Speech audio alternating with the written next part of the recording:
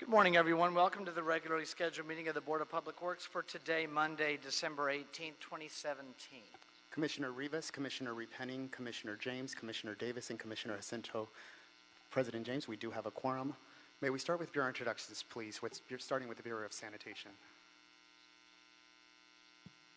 Good morning. Hee-Sang Kim, representing the Bureau of Sanitation.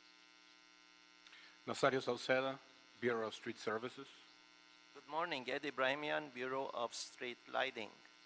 Good morning, John Weimer, Bureau of Contract Administration. Good morning, Gary Lee Moore, Bureau of Engineering. Good morning, Ted Jordan, Public Works General Counsel.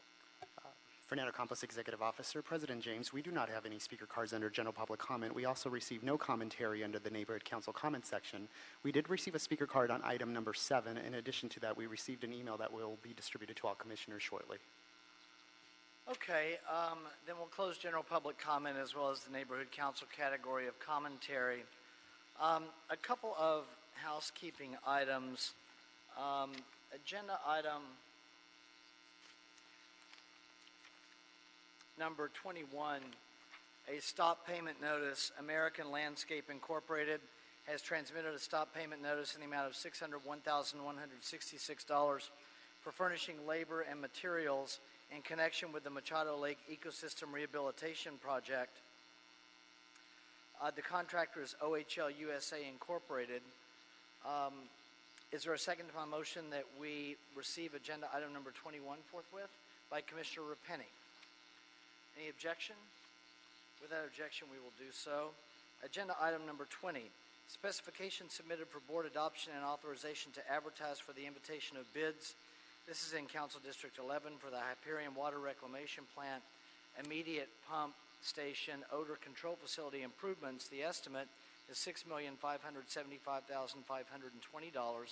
The bid receipt date is January 31, 2018. Is there a second to my motion that we adopt agenda item number 20 forthwith by Commissioner Jacinto? Any objection? Without objection, we will do so. Agenda item number 19, specifications submitted for board adoption and authorization to advertise for the invitation of bids in Council District 14 for the demolition of Parker Center at 150 North Los Angeles Street. The estimate is $16,202,746.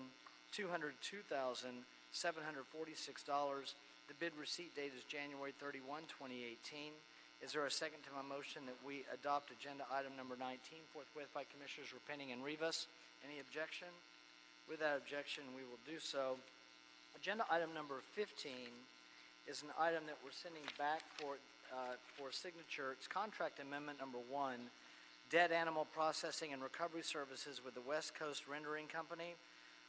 The board took action on December 1, 2017, approving the contract amendment without forwarding it to council. The administrative action would forward the report to the mayor and city council for their consideration. So we're recommending that the board approve and forward the report with transmittals to the mayor and city council with the request that the Board of Public Works be authorized to execute amendment number 1 to the personal services contract with D&D Services doing business as West Coast Rendering to remove the language requiring a performance bond. Is there a second to my motion that we approve agenda item number 15 forthwith? By Commissioner Davis. Any objection? Without objection, we will do so. Commissioner Repenning? This was the one that we had some questions about whether the facility was the same facility that had recently been in the news in Vernon for air quality and odor issues. And I think looking back on it, we discovered that it was.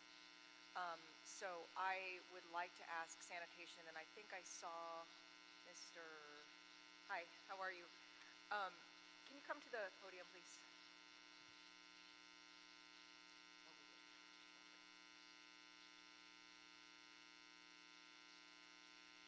Morning, Commissioners, President James, Executive Officers, City Attorney, and Representatives. Nat Isaac, LA Sanitation. Yeah, we answered this question last time. Unfortunately, you were in here, not here at the time. But yeah, AQMD is on the ball with this, and as a result of their new rules that they established on October, I think it was November 3rd. November 3rd this year, they are now required to enclose all rendering facilities to prevent odors from coming out. Okay. And that's the press release that you were. I know that there's generally not a very there's not a lot of competition for this facility, but if we can continue to regularly research other facilities so that we, if there are other options out there, so that we have them available if the issues are ongoing. We are definitely continuing to look for that. There's 5 rendering facilities, and this is the only rendering, of those 5, this is the only one that takes all different types of animals that have died from different reasons, such as euthanasia or disease, roadkill, etc. The other 4 only take materials that are edible product, poultry and cattle. Okay, thank you. Okay, thank you very much. Thank you, sir. So I'll make a motion again that we approve agenda item number 15 forthwith. Is there a second? Second by Commissioner Davis. Any objection? Without objection, we will adopt agenda item number 15 forthwith. We have a presentation today. We have 2 of them. We will start with the 31-year Service Retirement Award to Ed Ibrahimian, who is the Director of the Bureau of Street Lighting. We will start with Commissioner Rivas.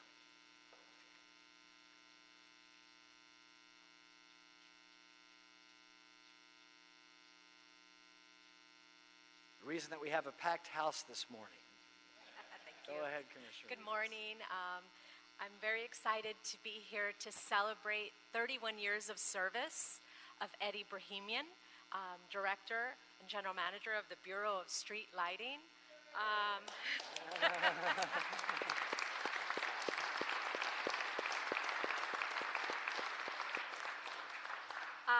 We're celebrating 31 years, but we're also very sad that he will be retiring this year because Ed has revolutionized street lighting, not just in the city of LA, but globally. He has made our city more energy efficient by leading the LED conversion of over 200,000 streetlights in the city, saving millions of dollars for our city. His vision of using streetlights for more than just lighting has made him the go-to guy globally for using streetlights, for sensors, for so many other uses that only he knows because it's all in his head. And as you'll see later today, we have someone from the city of Seattle, that one of his colleagues that is also here to honor him. So I'm very excited. In addition, to being a global leader in street lighting, Ed has mentored hundreds of engineers and other team members of the Bureau of Street Lighting over his 31 years. And I've known Ed for over a year, and I'm very impressed by his vision and his forward thinking of using streetlights for more than lighting. But I'm very excited to introduce Norma Isahakian, probably the person that knows him best here in the city of Los Angeles, our Assistant Director of the Bureau of Street Lighting. And I'd like her to give a talk about her experience representing the Bureau of Street Lighting to honor Ed today. So Norma? Thank you, Commissioner Rivas.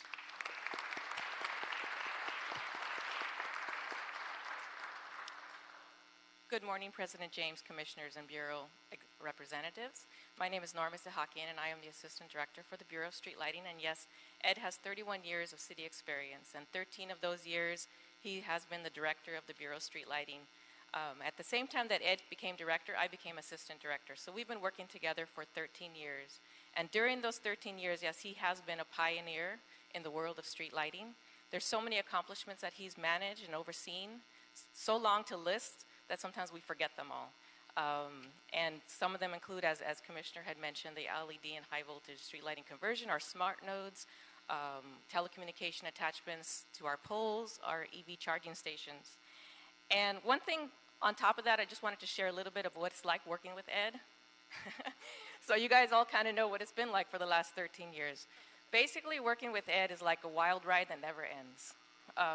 It just keeps going on and on and on. And just when you think it's about to end, something new is coming.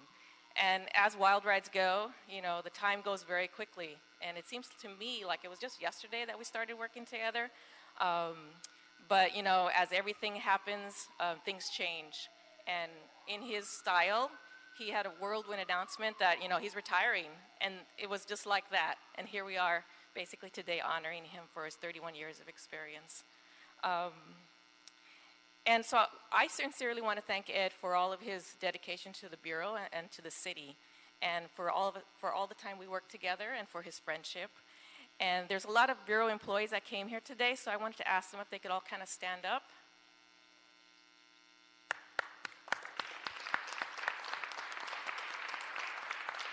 And I know that more Bureau employees wanted to be here, and I know that all of our Bureau employees, as well as myself, want to wish Ed a great retirement. But knowing Ed, I don't even want to call it a retirement, because basically to me it's his next adventure and his next conquest. So with that, I know we have another person who wants to speak, which is Edward Smalley. So I'd like to call him up. He's with the City of Seattle. He wanted to say a few words, if that's okay. Yes, of course. Thank you, Norma. Commissioners, board members, thank you very much for allowing me to speak this time. And it's amazing, Ed. It's been a great ride. You and I have been working together for almost 10 years now in January, so that's been pretty amazing. So first of all, congratulations.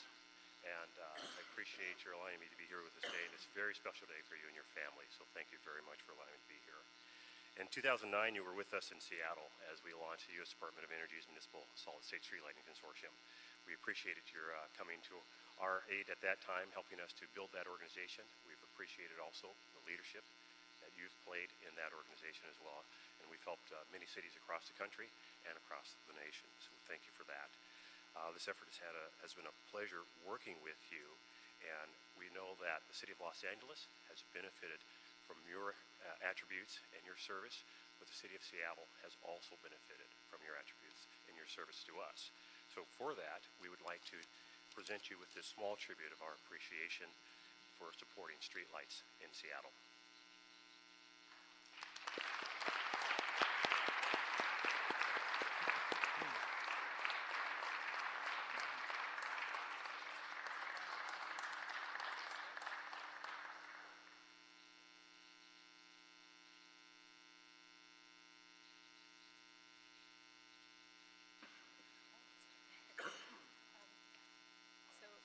Ed, I'm very proud to present this certificate for your 31 years of employment with the City of Los Angeles.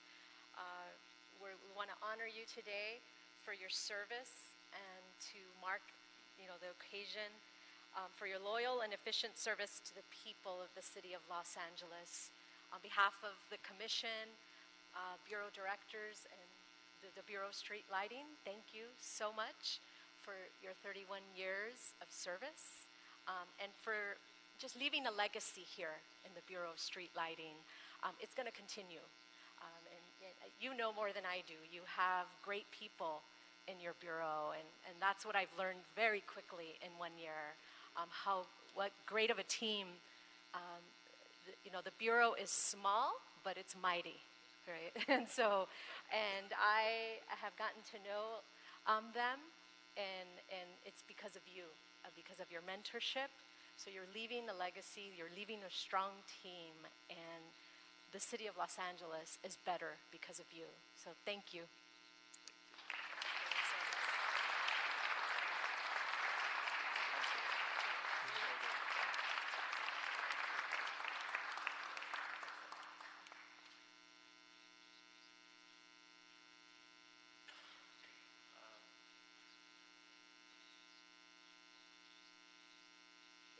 Well, Ed, we may speak before you, but you should take your place at the podium, sir.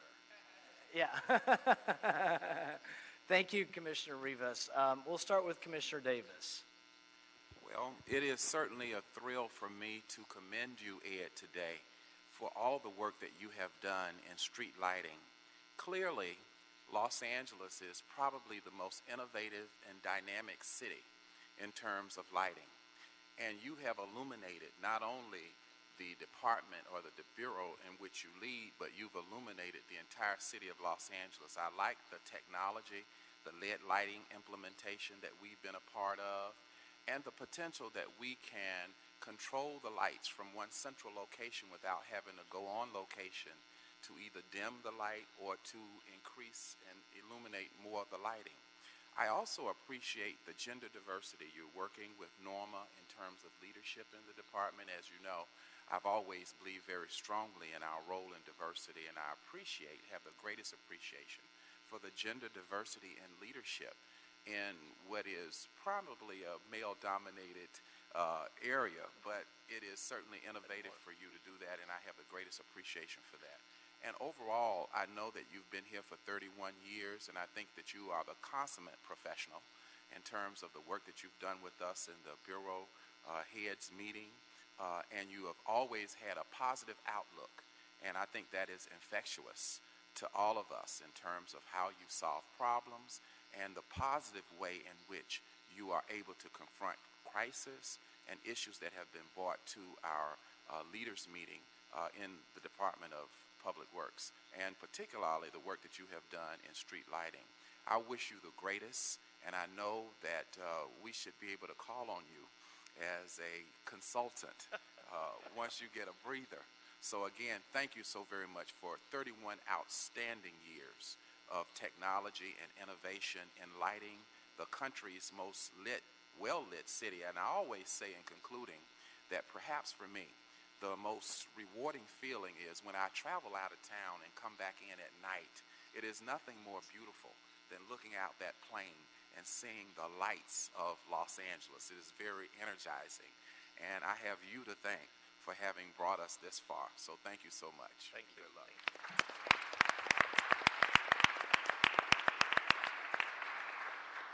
Commissioner Repenning. Ed, I just want to congratulate you and thank you for your years of service. I've known you, really as a partner and a problem solver from my days as a field deputy for Council District 13 under Councilmember Garcetti, when the community members living in Elysian Valley came to us and said, "We've never had light in our community.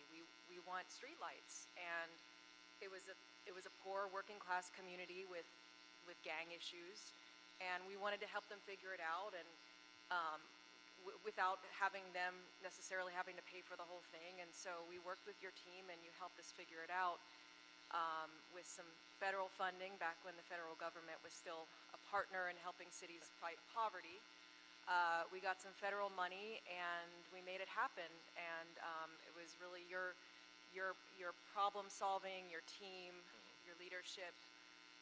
And one of actually a great memory, the night that you threw that switch out in the community and the lights came on, and It was raining. they're beautiful. So we're gonna miss you, but you definitely deserve some time off. So congratulations again. I hope your retirement is lit, and I wish you happiness and peace. Thanks, Ed. Thank you. Yeah, thank you, Ed. Commissioner Ascento. Thank you, President James, colleagues, bureau heads, and this wonderful boardroom that's filled with so much light. I'm so happy to see you all here in support of our Director of the Bureau of Street Lighting. I first want to thank our bureau heads, Gary, John, and Nazario, for being present, for giving that affirmation of their colleague, of working together for so long. That is what the city is all about, the camaraderie, the fellowship, the mutual support that we need to have every day in, and this for a generation. I think we're kind of breaking new ground, because there's never been a bureau head that's retired since this administration came, President That's James? correct. Wow, so I don't know how to Took my act. thunder on But that one. I do know this. I do know that having your Bureau of Street Lighting staff, your family here in testimony, is really the reality of what it's about, having your beautiful family provide testimony to your service to our city. No one can take that away. It is really is amplified, and I feel it now. And for a generation you've been here, and that's sort of, back to basics, and those who've had their career in the 80s and continued, that may not be the future, but it definitely has been our foundation in our past of building this great city. So when people talk about innovation, when they talk about all the wonderful things that you've done, the foundation of you as a professional, as a civic servant is incredible. And it's just, I'm so happy to have worked with you for the last 2 years. You welcome me so greatly and so warmly that the best way we could affirm that is to do a project together of pedestrian street lighting in historic Filipino town that really helped put that part of the community on the map. Thank you to you and Norma and the BSL family for having that done in record time. And throughout the time that we worked together, Ed, you've been so innovative and just collaborative and wanting to see how can we move the city future, how can we use technology to make this a better city. So Ed, thank you so much. God bless you. You have set the way for the next generation of leadership and diversity in that. So happy for Norma. But you leave a legacy of light, of love, of learning, and all those good things. Ed, God bless you, sir. Thank you.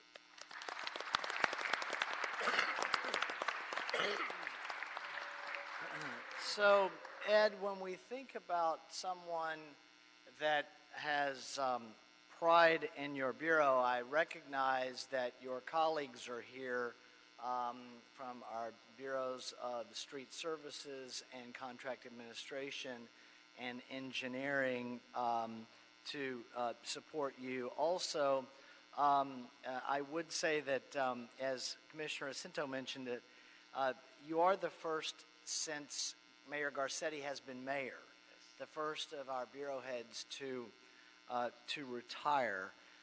Thank you for staying with us, our Board of Public Works, through the entire first term. I'll say thank you to Ed first, but it really is thank you to all of you, because we came on, now we're in our 5th year, but we came on as a completely new board with a completely new mayoral administration. And I think it was very helpful to the continuity of the department that we have made it all the way through the first term and into the second term with all 5 of you remaining as our bureau heads. Ed, you are the first one to retire. It was those of you that know how hard Ed worked to keep it a secret. It was a secret until it wasn't a secret. But I think it was 12:30 on this one particular day, maybe it was noon, that I had to keep it quiet because then you were telling your staff. Right. I did get the heads up, as did the mayor of our great city. But after that, Ed said it was a free-for-all, and then information changed hands quickly. Ed, no one has the glows like you, and lots of puns used today, but no one glows quite like you when talking about street lighting in the city of Los Angeles. Your pride in the bureau and the department is infectious.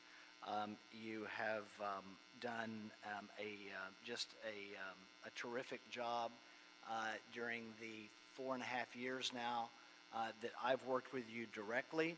I certainly knew who you were before we worked together directly, and was aware of the success that you had for many years at the Bureau of Street Lighting. Thank you for the succession planning that you have put in place. I know that's something that's very important for a person in your position. It's very important to you, and it's very important to us.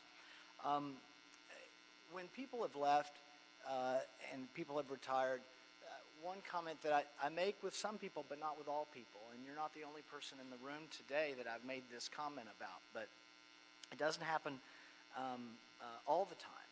It happens more than not, which is good. But and that is, I really appreciate coming from the outside of City Hall, coming from the private sector in many ways. People inside City Hall that work creatively. And the term we use too much is to work creatively to find a way to yes. What we're really doing is we're working creatively to find solutions to problems. And you're one of those that I have always been able to call and know with confidence that you would find another way or find a creative way to solve whatever challenge we put in front of you. And that was consistent through your entire time working with our Board of Public Works. The Bureau is so well run, as mentioned by Mrs. Sahakian earlier and by Commissioner Rivas. I'm not sure why you're retiring. And you have such a great time, and you're always in such a great mood.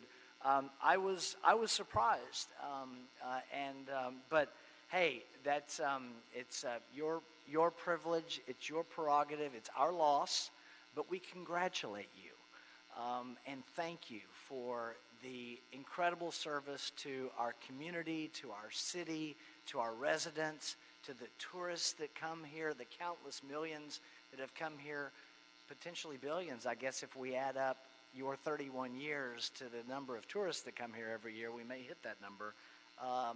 No, we don't. But hundreds of millions of people. And just your pride in the Southern California region.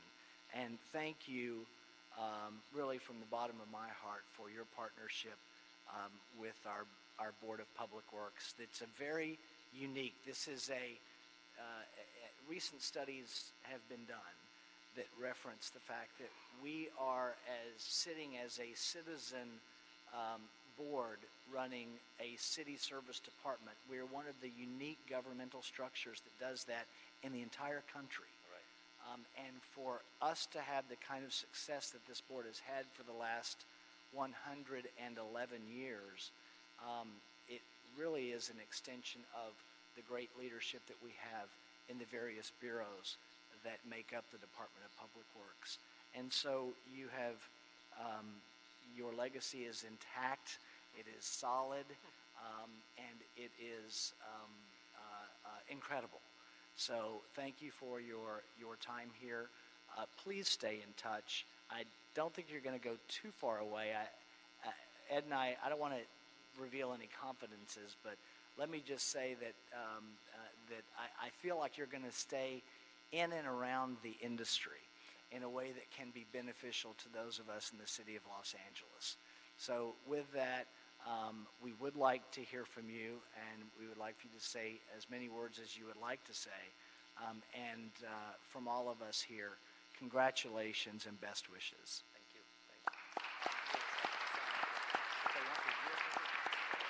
Yeah, we don't have lights on. Let's start with Gary Lee Moore. Ed, it's been an honor and a pleasure to know you. I call you a friend. You were Mayor of Villaraigosa's first selection as a general manager. And for the last 13 years, monthly, the commissioners hold what's called a Bureau Heads meeting. And there's no assigned seating, but Ed and I always sat by each other for the last 13 years. And it's always good to walk into that room and see Ed and be able to sit by Ed. You always give as the commissioners said, a vote of strength and confidence. As we know, there's a great responsibility being a general manager in the city of Los Angeles, and I know how deeply you've taken that baton, and I know how much you care about your employees and how much you share the stories and how much you believe in them and fight for them, and I always admired you for that. You know, your street lighting museum goes way beyond your employees, but it reminds them what a great legacy there has been and where they're going into the future, and I love that. Your online permitting that you've done with the development community, once again, making it easier, making so people don't have to get in their car and come to one of our offices, but able to submit permit applications. Once again, how to make this city business friendly. One thing for me, or a couple things for me personally, is we're building a new bridge over the Los Angeles River, the 6th Street Viaduct. And we did something unique. We wanted to propose barrier lighting, and you embraced that. You came with us and helped us. And when that's finished, I hope you come back to celebrate, because that's something very special. And finally, I just want to say you were always willing to partner. You have fantastic employees, and they were always there. But every time I ever reached out to you, you found a way for us to always find a yes. I wish you so much happiness and health for you and your family. Happy retirement, Ed. Thank you. Rosario Salcedo from the Bureau of Street Services. Thank you, Mr. President. Ed, I know this is a big day for you. It is a big day for all of us as well. It is a sad day for the majority, but although it is very difficult to say goodbye to someone like you, let me say, Ed, that we are extremely happy to see that you are reaching this important point of your life and your career. So congratulations, Ed. To your beautiful family, in case they don't know it, you are a great manager, you are a great leader, a magnificent visionary, but more than anything, Ed, you are a great friend. And that's what I'm going to miss the most about you and I and the friendship that we have. So again, congratulations. Let me say, Ed, that I always appreciated your partnership, your willingness to work with our Bureau. Whether we had to trim some trees to clear the lights or do other things, collectively, you were always there. You always found a way to say yes, and your staff always cooperated, which it's only a reflection on your leadership skills and your ability to work with others. Like I said, you are a real gentleman, always with the gentle touch, except when you play basketball. That's the only time when you are not, very, very kind. And of course, I'm joking, Ed, because, you remember those days when we used to play basketball. So in any event, let me say, Ed, that we're going to miss you. I know that somehow tonight the street lights in LA will shine a little brighter, in your honor. So on behalf of, 1,200 dedicated men and women of the Bureau of Street Services, I want to wish you the best of retirements, Ed, a healthy retirement, a lengthy retirement, but most of it, I really want you to personally to enjoy it because I know you worked very, very hard for the city of Los Angeles. Congratulations, my friend. Thank you. John Reamer from the Bureau of Contract Administration. My brother, congratulations. Well deserved. I have to thank you for the many, many lessons that you've shared with me, with this department, this city. I had the good pleasure of sitting on the panel that shortlisted some names to the mayor for the position that you hold, and it wasn't even close. I mean, you presented yourself in a way that, we're careful about who we recommend. We don't necessarily want to put our name on anyone because that can follow you for a long time, and yet you delivered in a way that I knew you would. Three words that come to mind for me, Ed, when it comes to you, is humility, family, and quality. I think the only disagreement that you and I have had is over who's going to go through the door first. I try to say, Ed, you go first, and you say, no, you go first, and I finally just give up because you are a humble man. You clearly are not trying to put yourself in front of anyone else, but you want to serve, and you want everyone to do well, and you want everyone to thrive and have the best that they can have. And that's because you're a family man. I am so grateful that I had the opportunity to meet your lovely wife and your family outside of the Bureau of Street Lighting. And it just gives insight and depth into who you are and what makes you work and what makes you move, because you're so concerned about everyone. And lastly, it's quality. I was having a conversation with my youngest, and I asked him, I said, if you were to be known by a word, would you want it to be quantity or quality? Because, see, longevity, it's there, but it doesn't necessarily equate to lasting. you are a quality individual that has delivered quality work. It's been addressed already by your colleague from Seattle, the work that you've done professionally.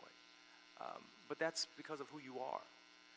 The mayor has shared with us his great desire for this to be a sustainable city, not just a city on the hill that shines brightly, to go with the commissioner with the puns, but one that is lasting.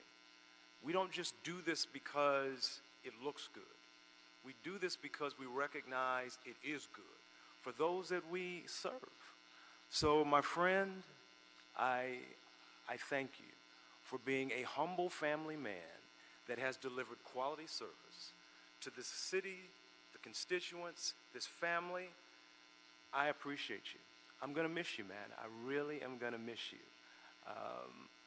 You are breaking up the family, man. I mean, we've all served together, the five of us as general managers. And I was caught by surprise too, but you know what? Everything happens for a reason. And you are leaving a great family to go to a greater family. And so knowing that you're going to be spending time with your lovely wife, man, it just makes me glad. So God bless you. I pray the best for you. I'm sure that you will continue to shine brightly in all the places that you will go. And don't let this be goodbye, but just so long for now. I've enjoyed it. Thank you. Thank you, John.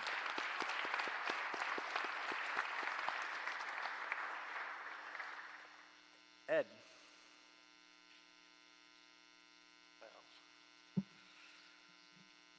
Okay. Thank you. I have a lump in my throat, so.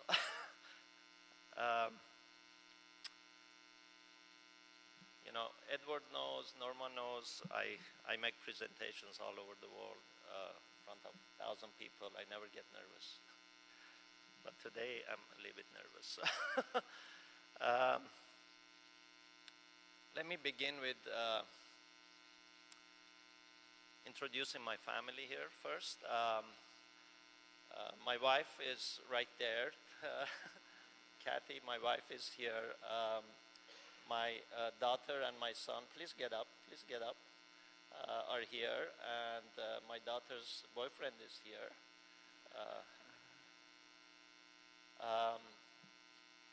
My parents are here. My mom, who is 81 years old.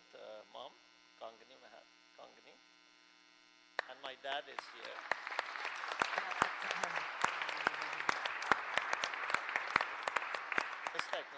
And my mother-in-law is here also.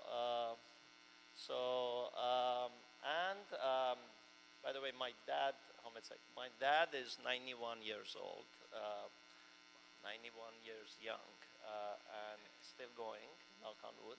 My brothers are here. They both look like me, but one is older, one is younger. Please stand up, Harvik. And also my sister-in-law is here. Yvette, thank you for being here. I really appreciate it. They've never been here, so I wanted to make sure they come here and see the board. I'm really overwhelmed with all this. A couple of days ago, I said I better put something in writing. I get so nervous, maybe. And so I put about 60 pages here, if you have time. But anyway, I have a story to share.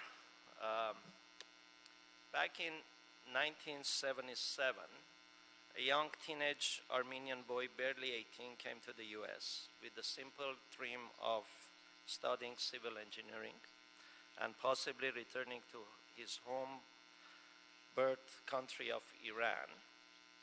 Well, he never returned. After completing his education, he became a U.S. citizen.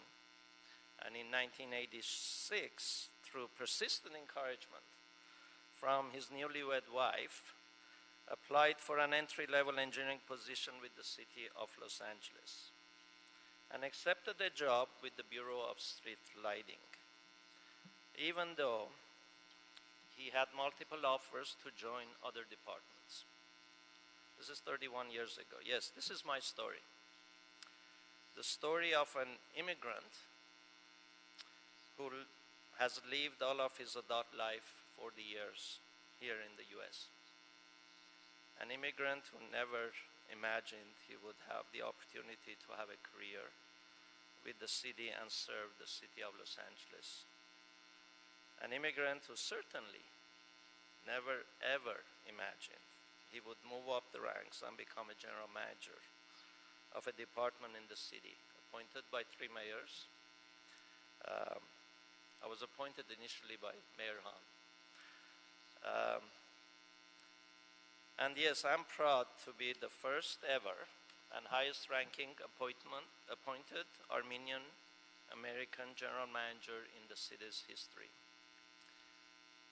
You know, having 31 plus years of service here with the city, the last 13 years have been the most rewarding and incredible time I've ever imagined, both professionally and personally. I'm so grateful and humbled with the positive comments about what we have accomplished here in street lighting, which I'm immensely proud of and feel so fortunate to have had the opportunity to lead such an amazing organization. Together, we have transformed the business of street lighting, as Commissioner mentioned. As you all know, street lights are not only about lighting anymore. But you know what? I have a secret to share, and I've been thinking about this. I wanted to make sure I put this in writing, that really no one mentioned, and that is how being a general manager has also completely transformed me to who I am today. My time as director, general manager has given me so much. I think it was mentioned, humility, maturity, compassion, the art of listening, transparency, clarity, decisiveness, creativity, perseverance.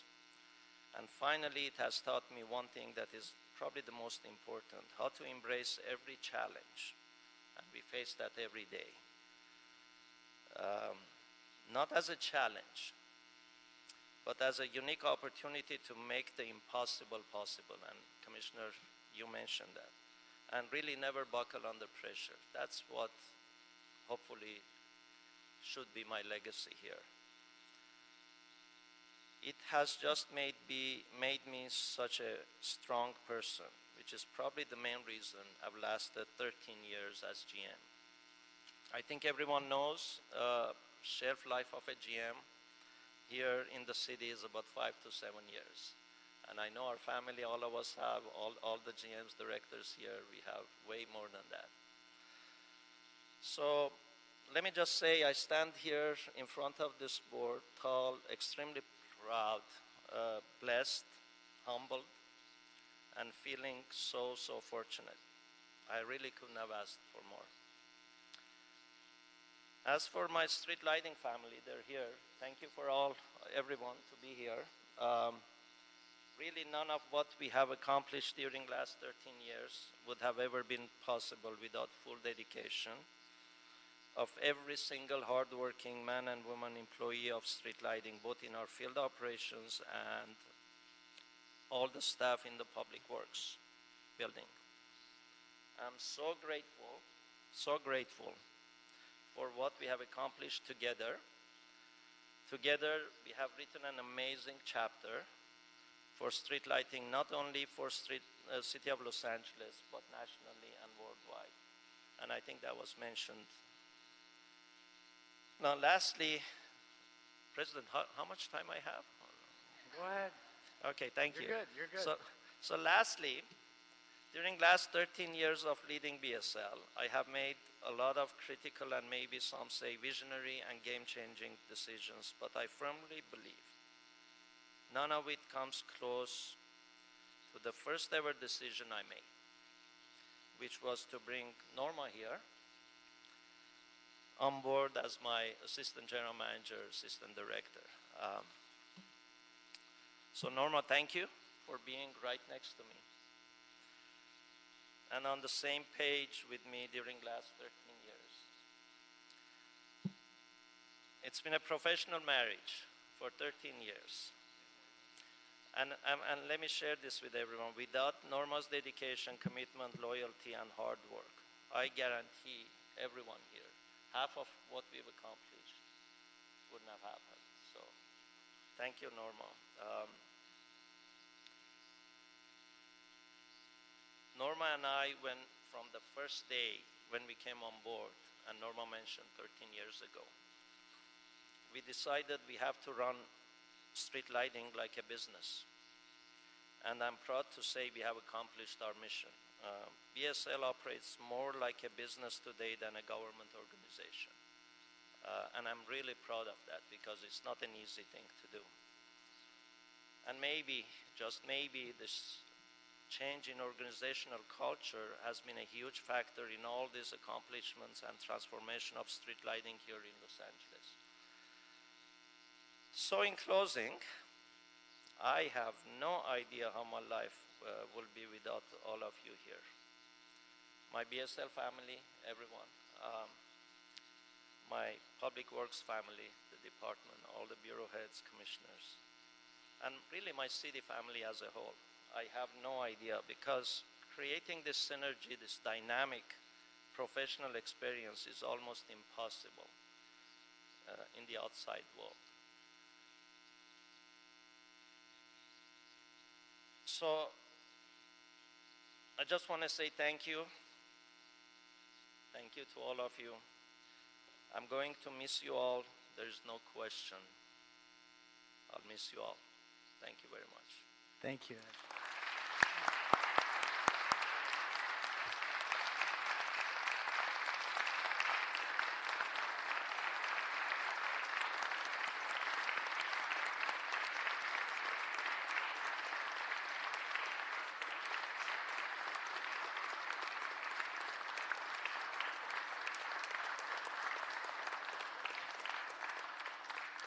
We will take just a couple of minutes of a recess and come right back, but for the recess will be for Ed and his family for a photo with us and your certificate of appreciation.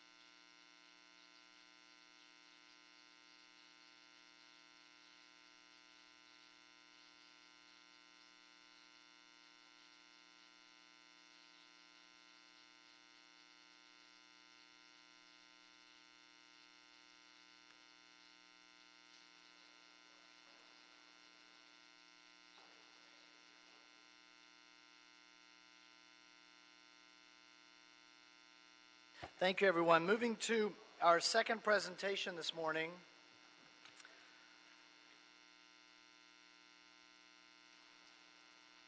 The 2017 President's Award for Excellence in Board Presentations to Mr. Ron Lorenzen, and I'm going to have to shift my location.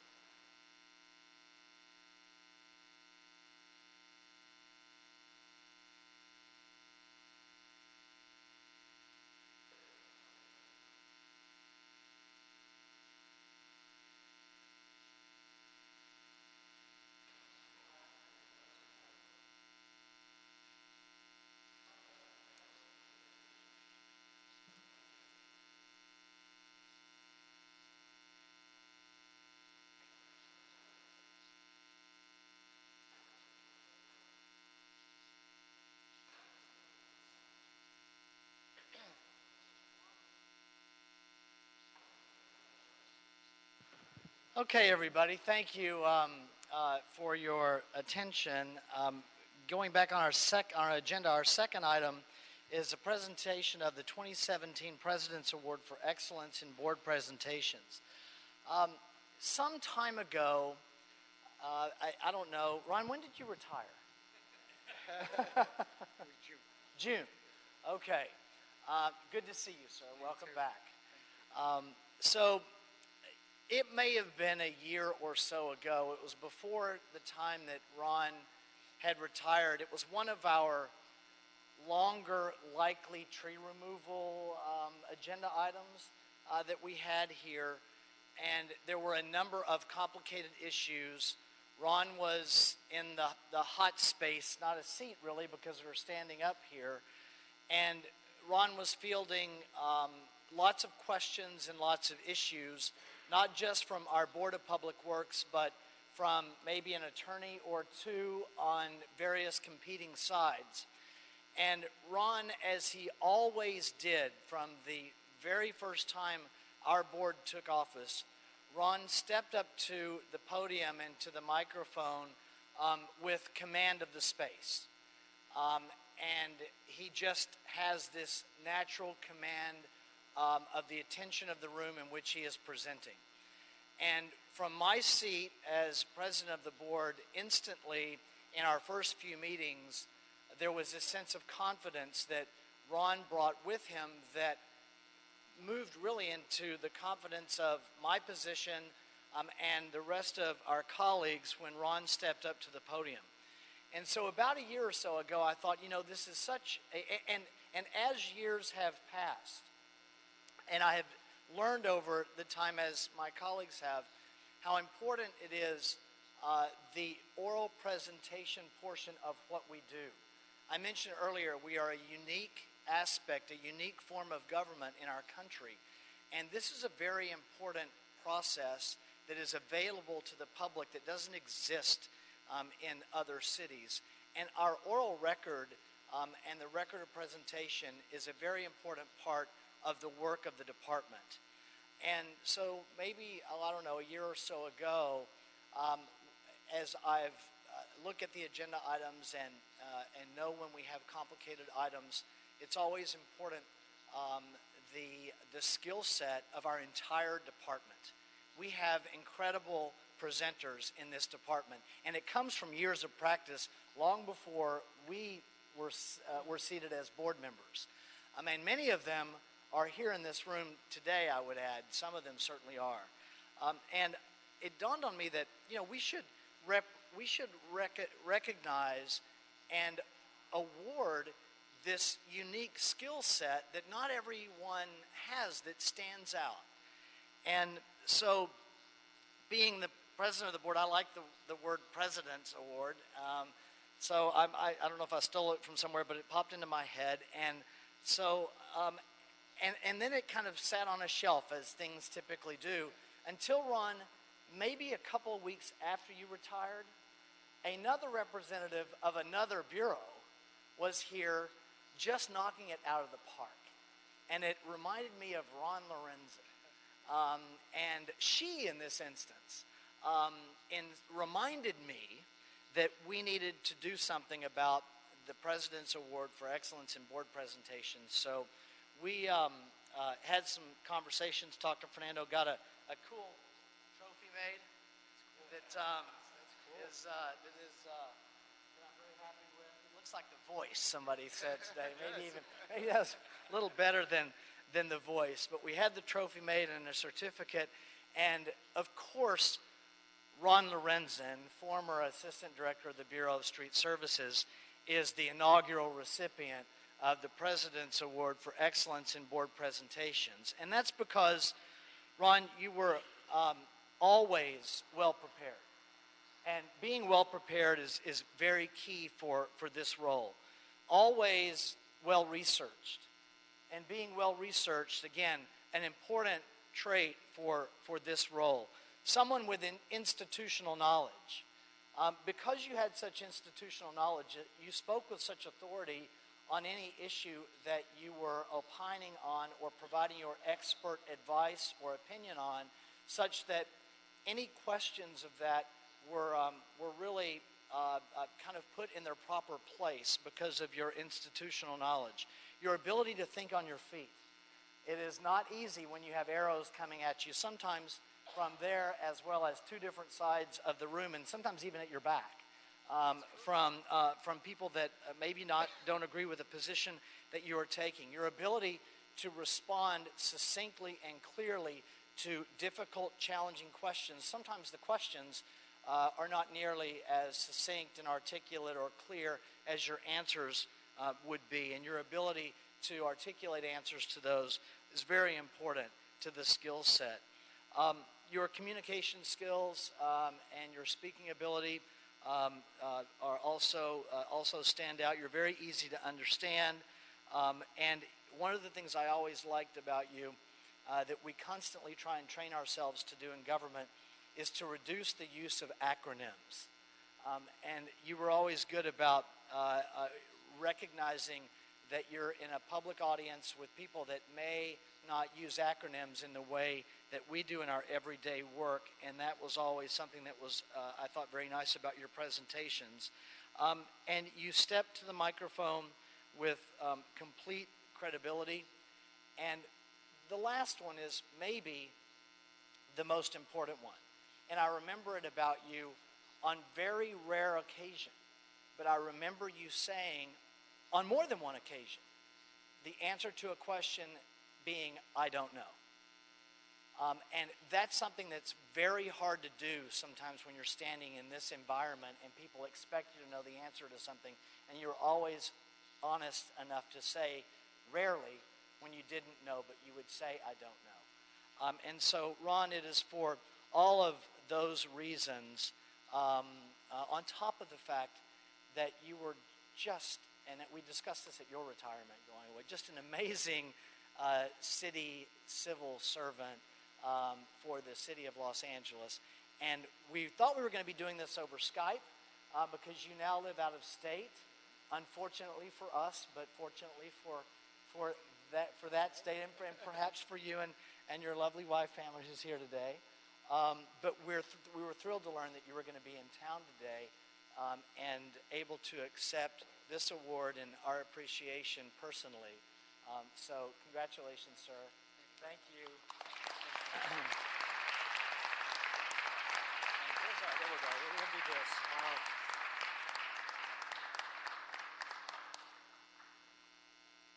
And we have a certificate too, but you have those already. There's that. I'll read the certificate, though. I do want to do that. The Board of Public Works Certificate of Recognition honors Ronald Lorenzen, 2017 President's Award for Excellence in Board Presentations. In recognition of your outstanding presentations to the Board of Public Works, your preparation, knowledge of the subject matter, speaking style, ability to answer questions from commissioners, ability to perform under pressure, ability to respond to issues and questions raised by opposing parties such as community members, lobbyists, and lawyers, and excellence in representing the Department of Public Works in a public setting all warrant recognition by our board. Congratulations.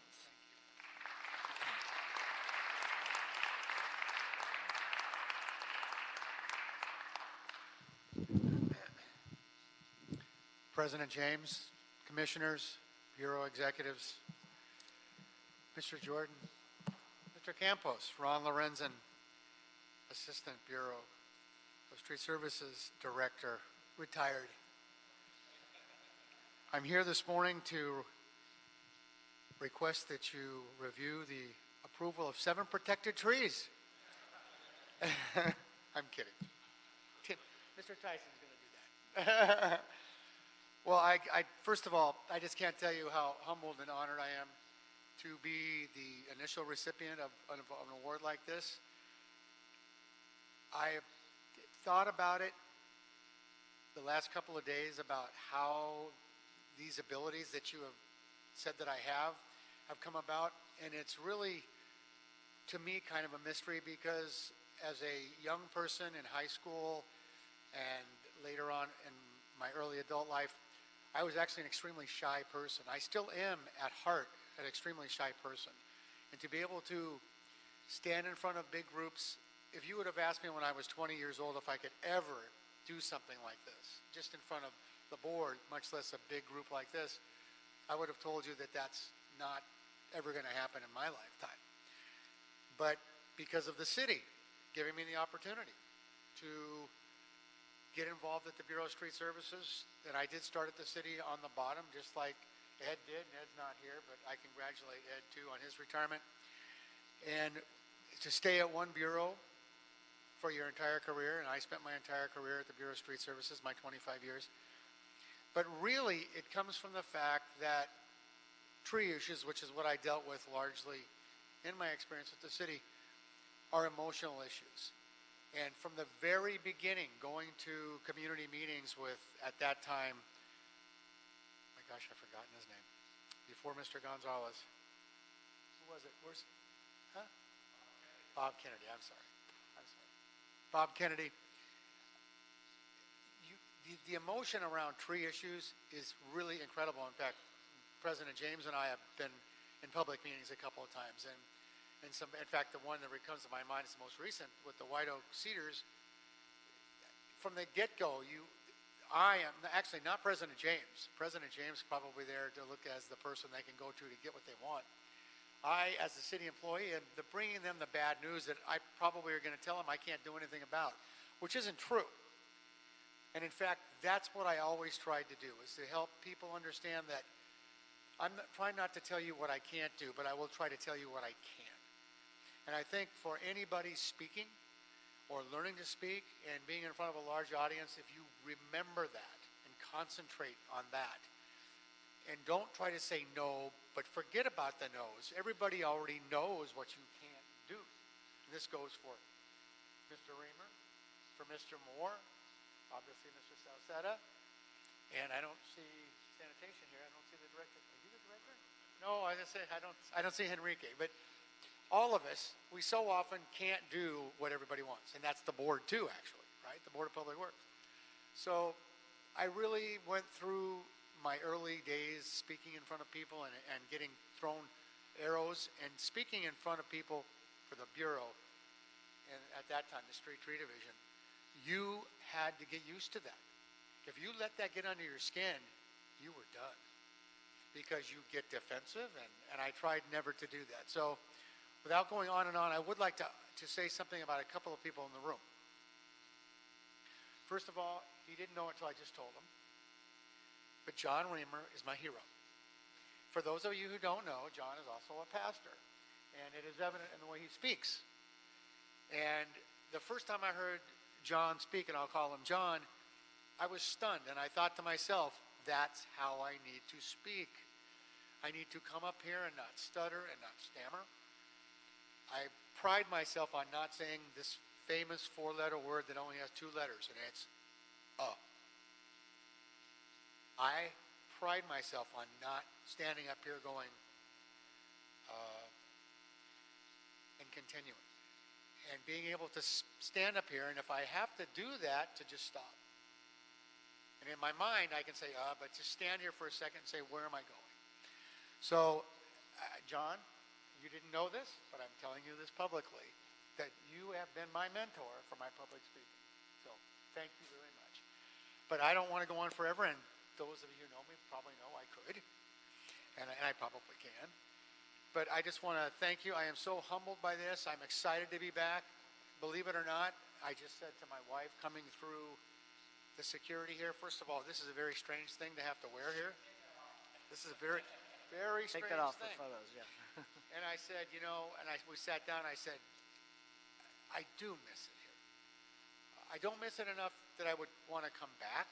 I mean, the fact is, I do miss it, but that's because my adult life I spent in this building. I even said to the security people coming through, and he said something to me. I said, well, I kind of know what I'm doing here. And I said, I've been here a lot. He said, probably not. I said, 25 years.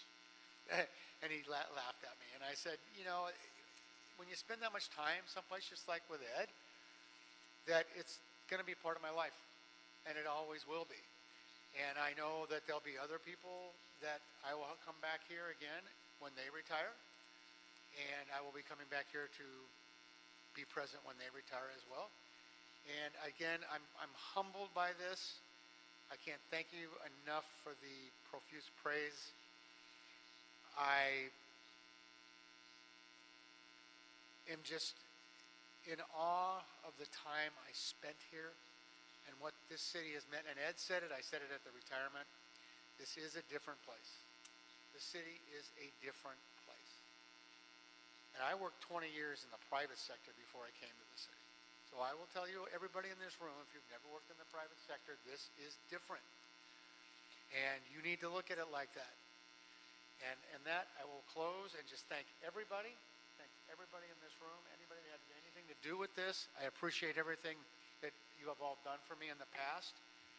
And if you ever need me, I am still around. I still have the knowledge I had here.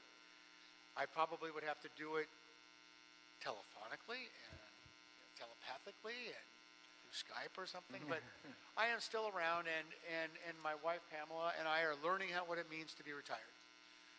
And I am not bored, but it is a new experience that is somewhat humbling in its own right and somewhat difficult at times. But we are now living in a little town called Myrtle's Inlet, which is just south of Myrtle Beach in South Carolina. We live really, really close to the beach. It is a beautiful spot. I encourage all of you to come out and visit back there sometime. It's considered the fishing capital of South Carolina. And if you're a fisher person, that's saying something, because that part of the country is fishing heaven. And it is considered the capital of fishing in all of South Carolina. So, anyway, I will end on that note, and I just can't thank you enough for this great award. Thank you. Thank you, Ron.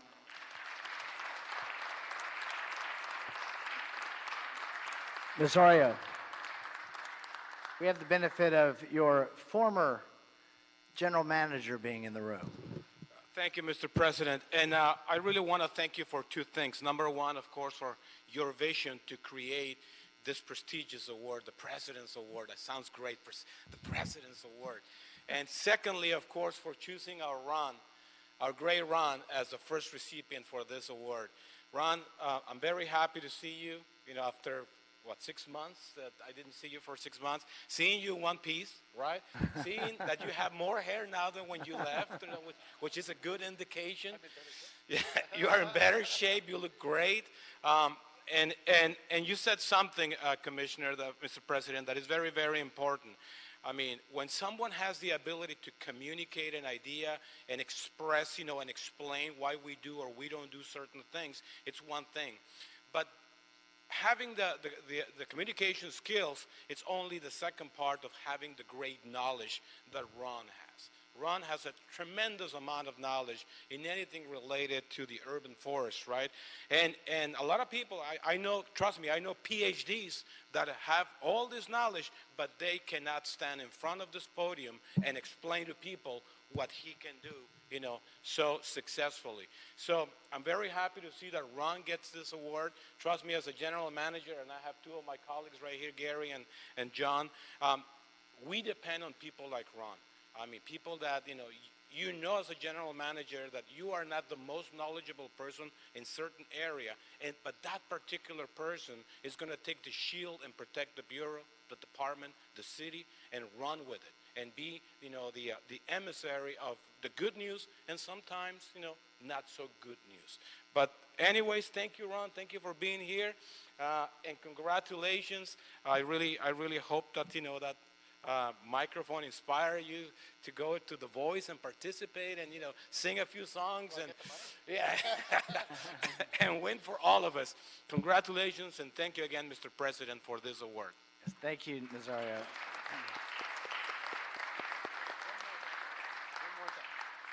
I'm sorry, I guess I could go on forever.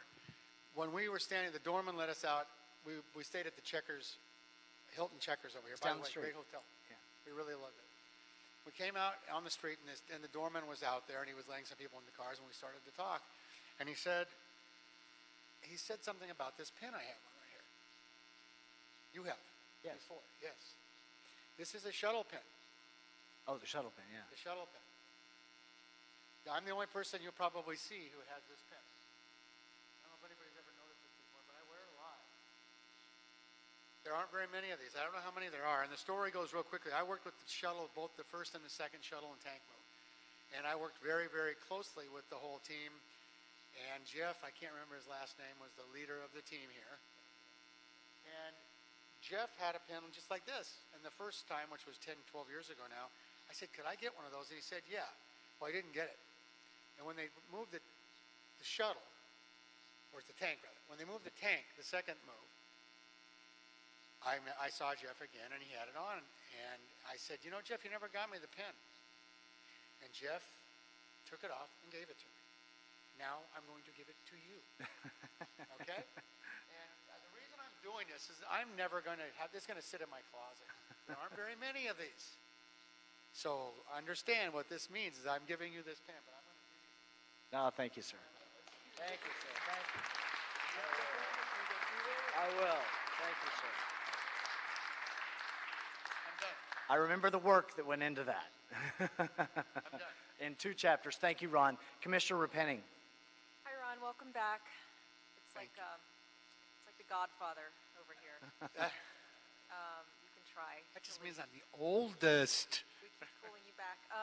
I just wanted to take a moment to acknowledge, that one of the unique things about the Board of Public Works in our city and having a full-time commission that meets 3 times a week and reviews any department expenditure over $25K, which I know some people might want to be a little bit higher, but is that we have the opportunity to really share with the public what we're doing and how we're doing it. And I think that the exchange that we have in these meetings over agenda items, the back and forth between the bureau presenter and our board, the chance really offers the public a chance to really know with full transparency what we're doing with their tax dollars and to participate as well and to come and speak and be a part of the conversation. So it means a lot when you guys come here and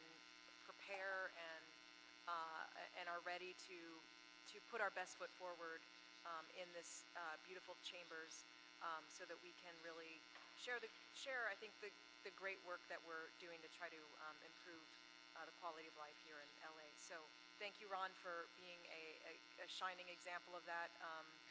And thanks, Kevin, for really creating an iconic award, a glittering microphone. It's amazing. Look forward to seeing who's next. Thank you, Commissioner Penny. Commissioner Rivas. So great to see you, and thank you for being here in person. for this award, and congratulations. You're setting the bar high for the next recipients. Thank you. And so, thank you for that advice that you shared as part of your speech today. I think it'll be helpful for all of us in the room. And so I still, hear your name when it comes to the trees and urban forestry, and so your legacy is still around. And wish I could have briefings with you on some. We've had several tree issues in the past few months, but your team that is still here really is working towards being like you. So thank you for everything that you did for the city. Thank you. Thank you, Commissioner Rivas. Commissioner Jacinto. Thank you, President James. I want to congratulate you and thank you for your leadership in building this. Like a lot of things have come out of our Board of Public Works, like TEAM, like the Rory Shaw out of the Bureau of Engineering, and some other awards that are not just awards, but they're recognitions that raise the professionalism, raise the level, raise the trust in our bureau, in our department, in our city. That is so important. So as we fet you, Ron, as we thank you, it's great to see you look great, and it's great to see you, Pam, and your life over there. That it's important for us to understand that this is a core competency. This is exactly what the public expects our civic government to do, to be able to communicate effectively and clearly and in lay person's terms, and spell out the acronyms, what's going on, and why the rationale that you're asking this board or future boards to enact, to spend public dollars, to do this or that or deny. That's so important. So, President James, again, I want to thank you because this is important. Gary and we were talking our Bureau of Engineering, and I'm sure all our bureaus are intent about building their capacity of their staff to do that. Well, we have you to look forward to, Ron, to follow in your footsteps, and so hopefully that you will be on call in a off-the-line sense, and being able to continue to nurture and inspire people who get up to this mic and do something that's kind of really traumatic.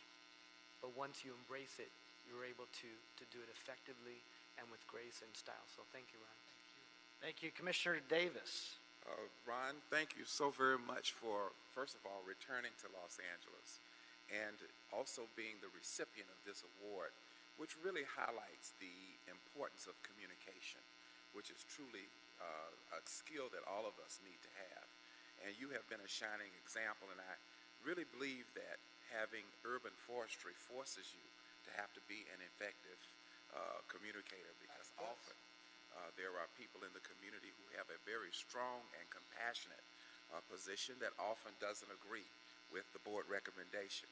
And so in order to resolve those problems, being an effective communication makes a difference in us reaching resolution. And I thank the President for highlighting the importance of communication and really recognizing those individuals who come before us to present, which is certainly not an easy thing to do for us. And then finally, I want to congratulate you for being at Myrtle Beach and enjoying that fishing. I've had an opportunity over the years to go to Myrtle Beach, and it truly is a beautiful place. So It is a beautiful place. congratulations on that. Thank you. Thank you. Thank you. So, Ron, thank you and congratulations. Thank you, sir. We You're will welcome. take a brief recess for photographs Okay. with Pam and you and Nazario and Street Services and Gas, and we'll be right back.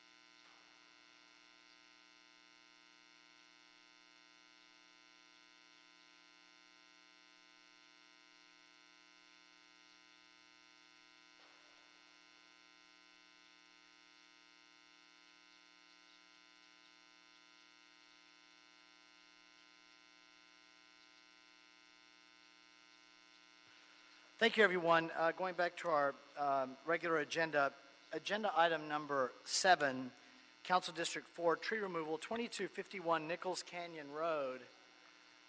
Yes, Mr. Linden, we have a tree removal. Recommending that the board certify the board has reviewed and considered the information in the addendum to the mitigated negative declaration for the project at 2251 Nichols Canyon Road and find the information contained therein appropriately addresses the requested tree removals. Number 2, find that the project will not have a significant environmental effect under the above described addendum to mitigated negative declaration as the case numbers in the agenda, as the imposition of the mitigation measures described in the addendum and incorporated herein as project conditions such that there is no substantial evidence the proposed project will have a significant effect on the environment pursuant to the city's environmental guidelines and is in compliance with the California Environmental Quality Act. Number 3, find that the project's conflict with any local policies or ordinances protecting biological resources, such as tree preservation policies or ordinances, is less than significant with the incorporation of mitigation measures on page 4-80 as contained in the addendum to the MND.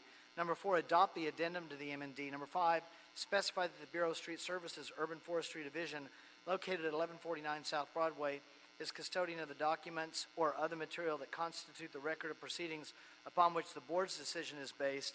And number 6, approve the request for a fee tree removal permit for 1 Southern California walnut tree, 2 Western sycamore, and 4 California bay laurel trees due to new home construction and required grading. We have a speaker card. Let me find number 7 on here. Mr. Spindler, you have a card in for your puppet on number 7. Go ahead. Yeah, so we reported on the, see here, the negative declaration of bullshit. Let's see here, we have our notes. 31 years of fucking service. He goes back to Myrtle Beach. He could assist in this last tree removal, but no. He goes back to the Checkers Motel. The Checkers Motel at $275 a night, which you paid for. So people can go here and give you a stupid shovel pin, yes. Now you're shoveling out more trees, killing and murdering the trees for wildlife, animals like me, that go up in the tree and keep themselves all nice and warm. But you'll kill the trees so developers like you scumbags, can have it. 1 fucking minute. Jordan Shalom? Jordan? Oh, there you are. Hi, didn't see you. Hey, good morning, everyone. Good morning. Here. Maybe in a little bit of opposition to what the previous speaker said, this is my dream home that we're looking to build. We've taken a 2-year process to find all of the appropriate requisite things that are required for replacing the trees. And I'd like to say that I've worked with this builder before and seen his commitment to restoring trees. He previously just worked on a project that had 10 walnut trees that had to be replaced upon the completion of the project.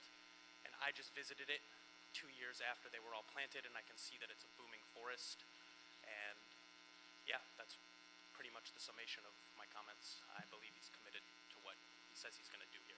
How long have you been going through the planning process on this? Just over 2 years. Okay, thank you, sir. If we have some more questions, you'll be here. So, all right, thank you. Linda Whitford?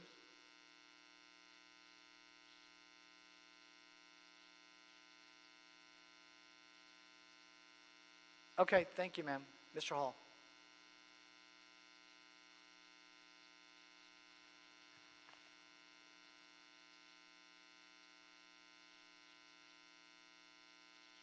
Good morning, Board. Jamie Hall with Channel Law Group.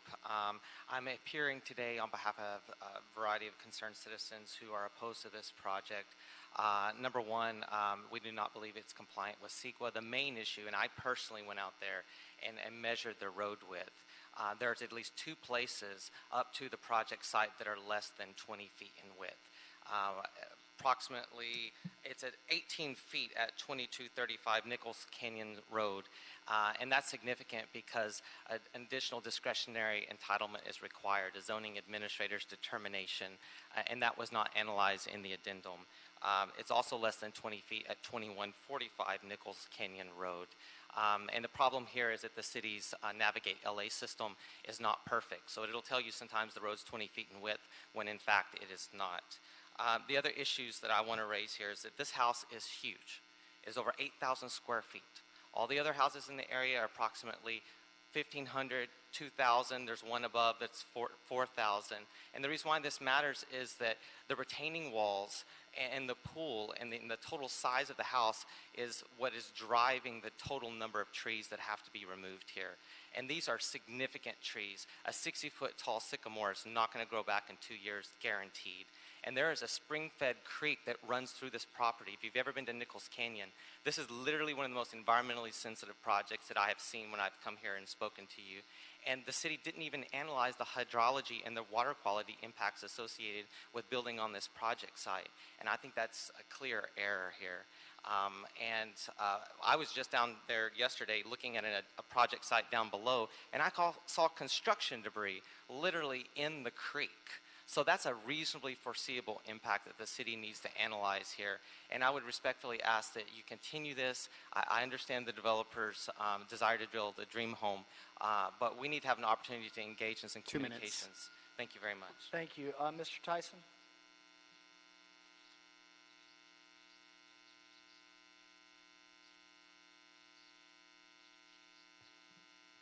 You can give us the summary here. And then, Mr. Jordan, what I'm going to want to discuss, one, I'm concerned that some of the issues that are being raised are not issues for the Board of Public Works related to what we do. We oversee generally the public right-of-way. Mr. Tyson will tell us which trees are protected trees or not. But I'm wondering how much of this rests with Mr. Hall referenced to zoning administrator. I'm wondering how much of this rests with either the planning department or the building and safety department for private property versus what we most typically deal with, the public right-of-way, other than protected trees. Well, so I'll go to that after we hear from Mr. Tyson, recognizing that I am inclined hesitantly to grant the requested continuance.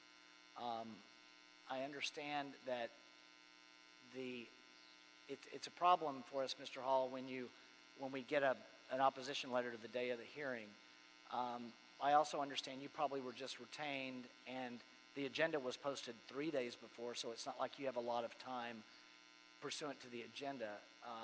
However, the planning file has been open likely for a couple of years, so that's where I think we've got some issues. But I am going to want a legal opinion from our environmental division, Mr. Jordan, that's going to likely warrant a continuance. But I think we have a larger discussion potentially beyond this project on what department is doing what.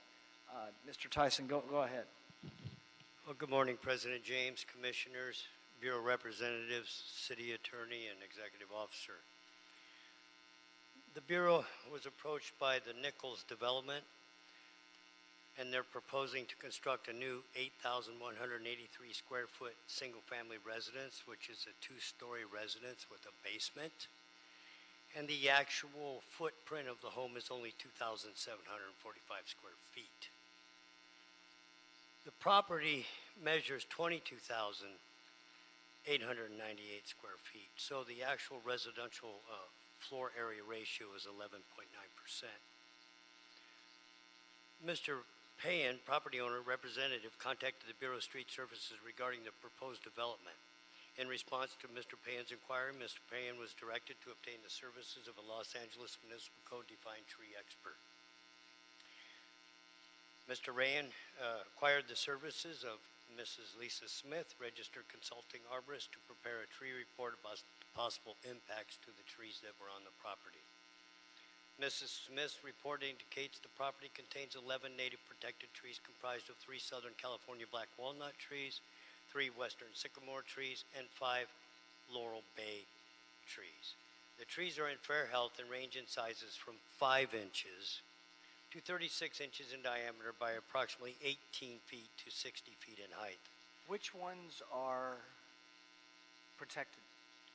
All of these are protected. All of them? Yes. There's Okay. 11 protected trees on the site, 7 of which are impacted as I continue. I'll talk about those. 7 of the 11 protected trees on the property will be severely impacted by the project's construction and grading requirements that are necessary to build the lot. Trees number 7 through 10, California Laurel Bay. Tree number 5, Western Sycamore, and 1 Southern California Black Walnut tree are located within and directly adjacent to the proposed home and will be severely impacted by home construction and required grading. 1 Southern California Western Sycamore tree will be severely impacted by a driveway suspended over a ravine. The remaining 4 protected trees shall be minimally impacted and retained in place. In other words, there's going to be a bridge that will go across the creek bed that Mr. Hall had referred to.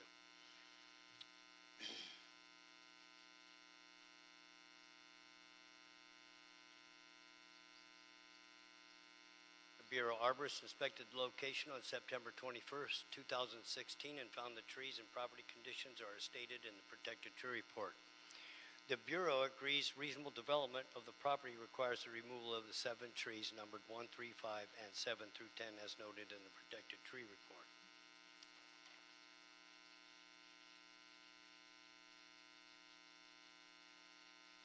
The applicant shall plant 8 36-inch box-sized Western Sycamore Platanus racemosa trees, 16 4-5-gallon-sized California Black Walnuts, and 16 15-gallon-sized Laurel Bay trees on site to replace the removed trees.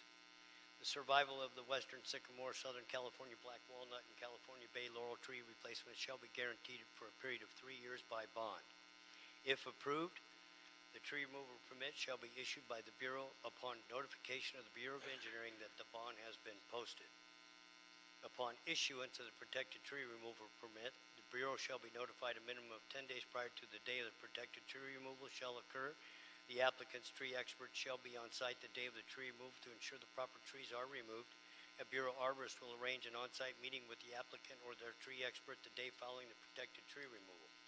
The applicant, in conjunction with the project's tree expert, shall be responsible to ensure the tree removal permit, tree replacement conditions are in compliance.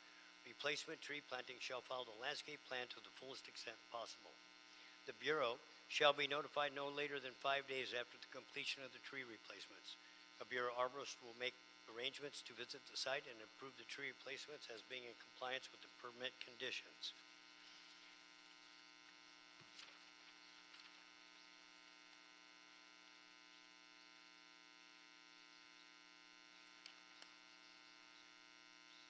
The council office was notified of this request. I don't see the information right here in my board report, but I can go to the email. Well, they're going to have more time to chime in anyway. Okay, here it is. Daniel Park, Deputy 4th Council District Office, was contacted and informed of the tree removal request on November 13, 2017, as well as the Community Forest Advisory Committee. Okay. Mr. Jordan, Mr. Hall's got a number of points here in his letter that seem outside of our scope and may well be accurate. But so I'm going to request that the city attorney's office, through your environmental team, provide an assessment to us regarding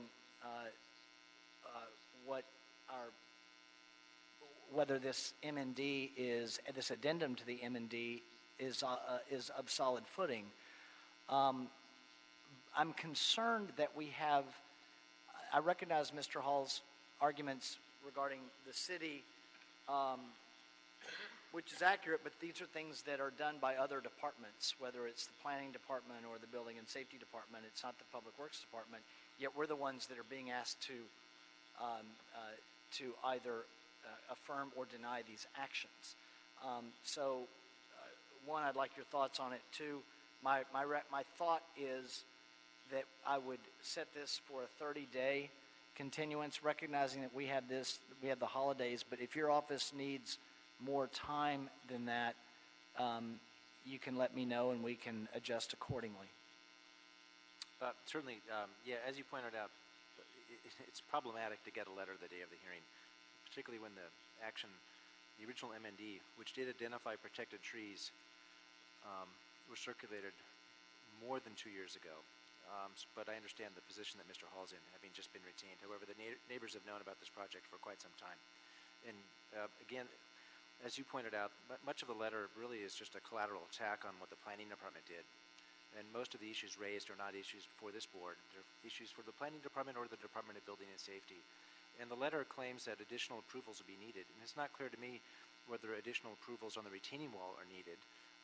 Mr. Hall points out that there are some retaining walls shown on the tree planting plan. Those are not building plans, so I'm not quite sure what that shows. But as it stands, given that we just received the letter, I think the 30-day continuance will give us the chance to take a close look at that. And while Mr. Hall very carefully shows how he measured the roadway, really I look to the Bureau of Engineering to make determinations as to whether or not the road would meet the hillside ordinance requirements. And one of the roads measures just a mere inches less than 20 feet, and at a certain point, that may just be viewed as a de minimis amount less than 20 feet. However, another one is 18 feet, so that's obviously 2 feet less. Bottom line is, much of what's raised in the letter relates to actions that the planning department took, working with the Building and Safety Department. What will be before the board at a certain point will be LAMC 4600 and the subsections of that, which concern whether or not... LA Municipal Code, go ahead. The Los Angeles Municipal Code, I apologize for the jargon. I will learn a lesson from Mr. Lorenzen. So the board's ultimate determination will be whether those trees will prevent the reasonable development of the property. Reasonable development is not a CEQA standard. While Mr. Hall provides some suggestions as to what the city attorney's office intended when we wrote the ordinance, it's really not particularly helpful as when we look at that issue. Bottom line is the 30-day continuance, I think. Unfortunately, given the lateness of the letter, is something that I think is unavoidable here. And it really shows the interplay between what the planning department does in private development with this one piece that the municipal code leaves to the board. It ultimately may be something that the city wants to consider when it looks at the development process. Okay, thank you, sir. Colleagues, my recommendation would be the 30-day continuance. So, Dr. Campos, you can look at what date that is thereabouts. Closest date would be Friday, January 19th. However, if this board wanted to consider it to be one day before, we can go Wednesday, January 17th. Let's do Friday the 19th. Friday, January 19th.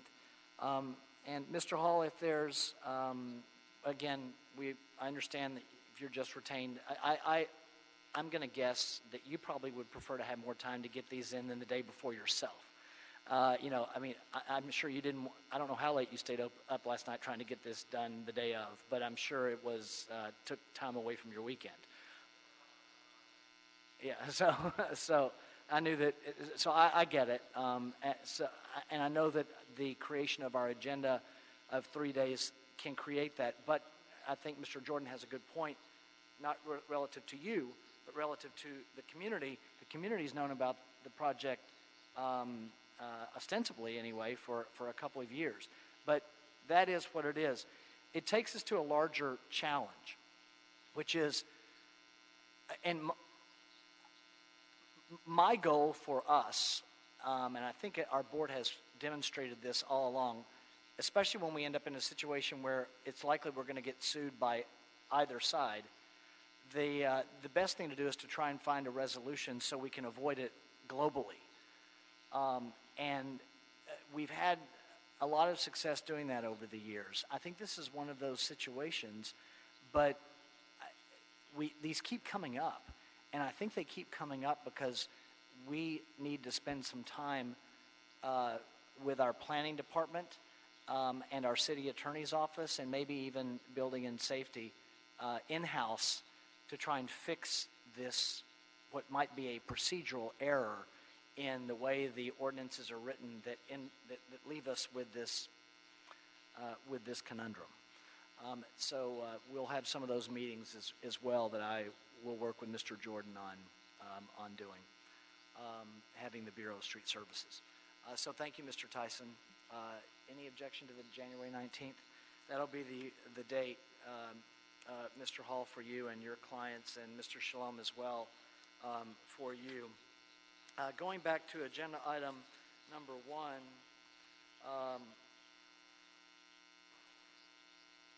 Bureau of Engineering, Council District 5, Major Transportation Construction Traffic Management Committee report, the impact area T for a fee exemption. Mr. Spindler, you have a card in on number 1 for your puppet.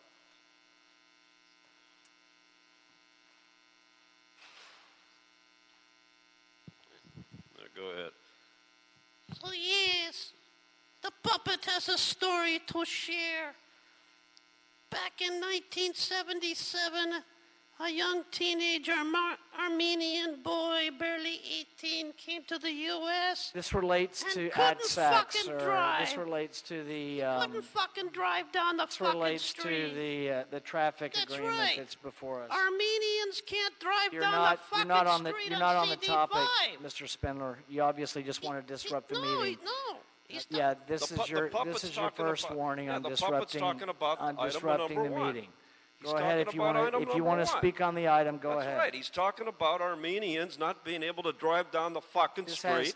This They is came to America Council to do District that. 5, Impact Area T. That's right. And the impact is Armenians can't fucking drive down the fucking street. Get a fucking clue and get your bully away from me. Agenda item number 1, Richard Liu. Hello, sir.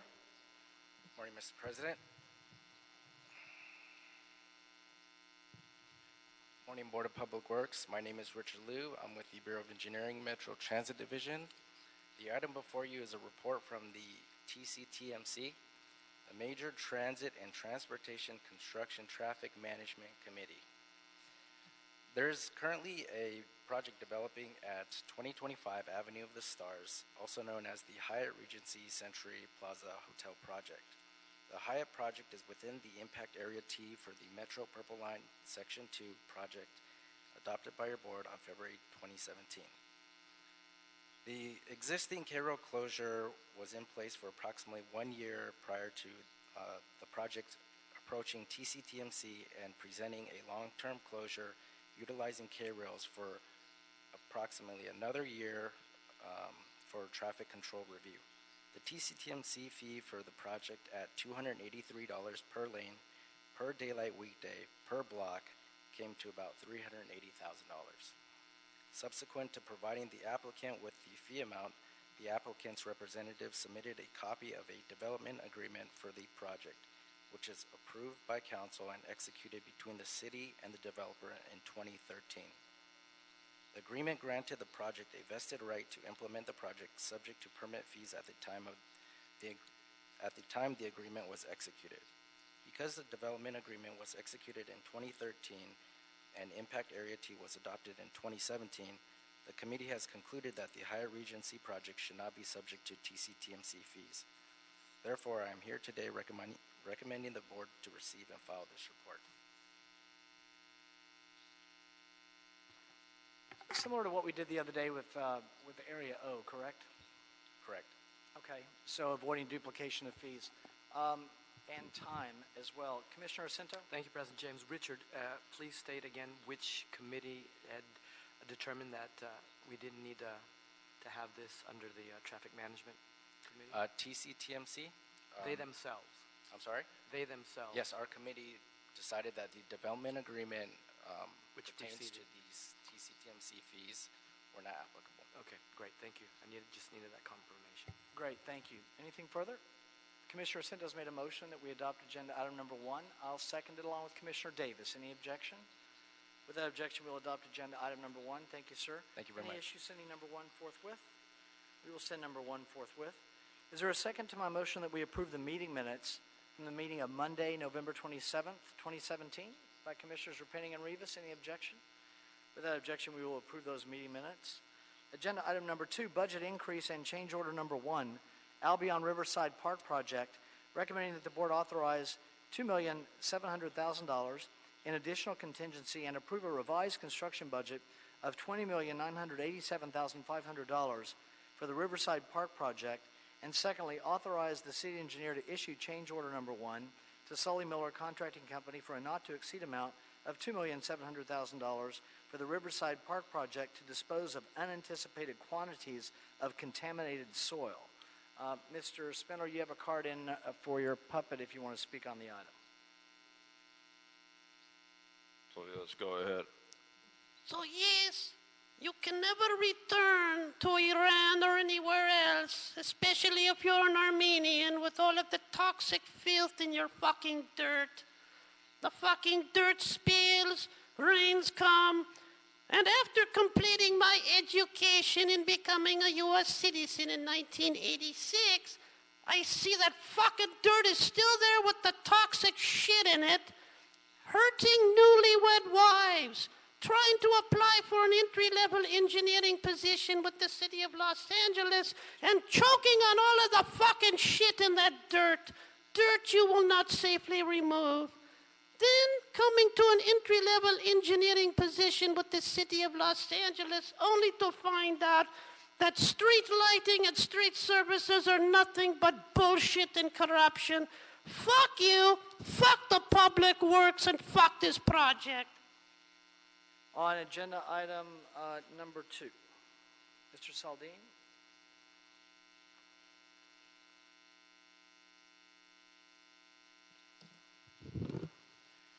And good morning, John Saldin with the Proposition O Group, Bureau of Engineering.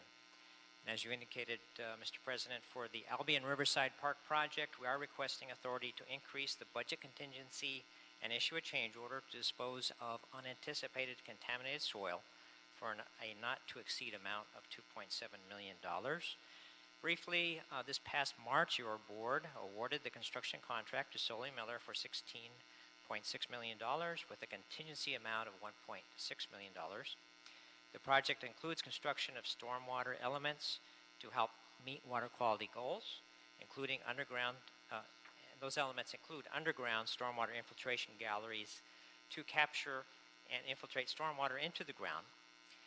The project also includes new park improvements to improve the existing Downey Rec Center, and the project includes a Proposition 84 grant construction deadline of December 31st of next year. When the project was advertised for construction, we estimated the soil excavation would include removal of about 2,800 tons of contaminated soil, and unfortunately, based on sampling and testing completed during construction, we're now anticipating approximately 25,000 tons of contaminated soil to be removed. To avoid a substantial delay and to help meet the grant deadline, an emergency change authorization for up to $2.7 million was requested and approved on November 1st, and an emergency change order was issued on November 13th. Questions for Mr. Saldin? Commissioner Repenning. I just wanted to speak in support of the work that we're doing to address the full contamination on the site. I know when these things come up, there are different ways of dealing with it, and it seems to me, after being briefed on the project, that we are opting to address it in the most thorough way possible, and also continuing to provide the opportunity for maximum stormwater capture for water quality purposes, which will directly benefit the LA River. As most folks know, we've had some discussion about the water quality in the LA River over the last couple of summers. So this project will be an improvement there as well. So I just want to support what you guys are doing, and that's it. Thank you, Commissioner Repenning. Is it a motion? I'll second it. Any objection? Without objection, we'll adopt agenda item number 2. Any issue sending number 2 forthwith? We will send number 2 forthwith. Agenda item number 4, grant application, Council District 5, Santa Monica Bay Restoration Commission, Proposition 84, stormwater grant for the Westwood Neighborhood Greenway Project. Recommending that the board approve and forward the report forthwith with its transmittal to the mayor and city council, with the recommendation that the city council, subject to concurrence of the mayor, authorize the director of the Bureau of Sanitation or his designee to apply for and accept grant funding, to conduct all negotiations, to provide additional information, and to execute and submit all grant-related documents, including but not limited to applications, agreements, or amendments, subject to the approval of the city attorney as to form, which may be necessary to secure funding under the Santa Monica Bay Restoration Commission Proposition 84 grant program. And secondly, request approval from the City Council to accept grant funding for the Westwood Neighborhood Greenway Project by the Bureau of Sanitation from the Santa Monica Bay Restoration Commission beginning fiscal year 2017-18 through fiscal year 2020 through 2021 in an amount not to exceed $2,200,000 and to adopt the attached resolution. Mr. Spindler, your puppet has a card in on number 4 if you want to speak on the item. So yes, we're looking at City 11, the no good fucking drug addict Mike Bonin, yes. That's the bad news. But this is not my story. The story is immigrants who have lived their adult lives 40 years in the U.S. only to be fucked by this project. An immigrant who never imagined he would have the opportunity to have a career with the city and serve LA knows that working with you is like working with the fucking mafia. An immigrant who certainly never ever imagined he would move up the ranks and become a general manager only to learn he Has to served do with the his Santa career. Monica Bay Restoration Yes. Commission Proposition 84 stormwater grant That's project. what the puppets, sir. and you're taking my time and disrupting the meeting That's- by I'm doing telling that. you what the subject matter is, and if you I'm want to on the speak on the topic. subject matter, you can. The city attorney hasn't even ruled it's not on topic, bone You haven't fucking been on, head. you haven't been on topic yet. It's been on topic the whole fucking time, using intensifiers, and you keep eating my fucking time up with stupid bullshit like I'm not on topic, talking about people living here as immigrants at the Santa Monica Bay, where your dumb fucking councilman and your dumb fucking general managers and your dumb fucking LAPD have people arrested and harassed and can't use the Santa Monica Bay because it's filled with needles from all the drug addicts like Mike Bonnet. It's filled with condoms from all the ass fucking from faggots like Mike Bonnet, faggots like this chair that don't clean themselves and wash it down the sewer. That's the reason why you have all of this shit, why we can't use the beach, because you're stormwatering it all out into the fucking ocean, killing the wildlife, violating OSHA, and that's why you keep doing this, because you people are fucking fucked up, and you're fucking assholes, and you don't give a fuck about the public. 2 minutes. Wing Tam. Good afternoon. Good afternoon there, President James and Commissioners, Executive Officers, City Attorney, and Board Representative. My name is Wing Tam with LA Sanitation. I'm here to request on behalf of LA Sanitation to accept grant funding from the Santa Monica Bay Restoration Commission, the Prop 84 program, which is $2.2 million, for the Westwood Neighborhood Greenway Project. To capture stormwater and to build greenway around the Westwood Metro or Expo Station. The City Council provided $5.5 million as part of the PROPO bond program, which was approved back a month ago. And so the remaining grant money that we're going to receive will be to reimburse the PROPO fund. So that's a summary of my discussion. I'm glad to answer any questions you have. Commissioner Rapenny. I just want to thank you and your team, Wing, for getting this outside money. I know the project is, it's actually a really nice project. I think a model for how we can work with Metro to do stormwater capture along their new projects. And I know it's very important to the neighborhood and as well to the council office. So thank you. Thank you. Anything further? Is that a motion, Commissioner Rapenny? I'll second it. Any objection? Without objection, we will adopt agenda item number 4. Any issue sending number 4 forthwith? We will send number 4 forthwith. Agenda item number 5, Council District 8, grant application. Los Angeles County Metropolitan Transportation Authority 2013 Call for Projects grant for the Vermont Avenue Stormwater Capture and Great Street Project. The agenda says Great Street, but I think we mean Great Street Project.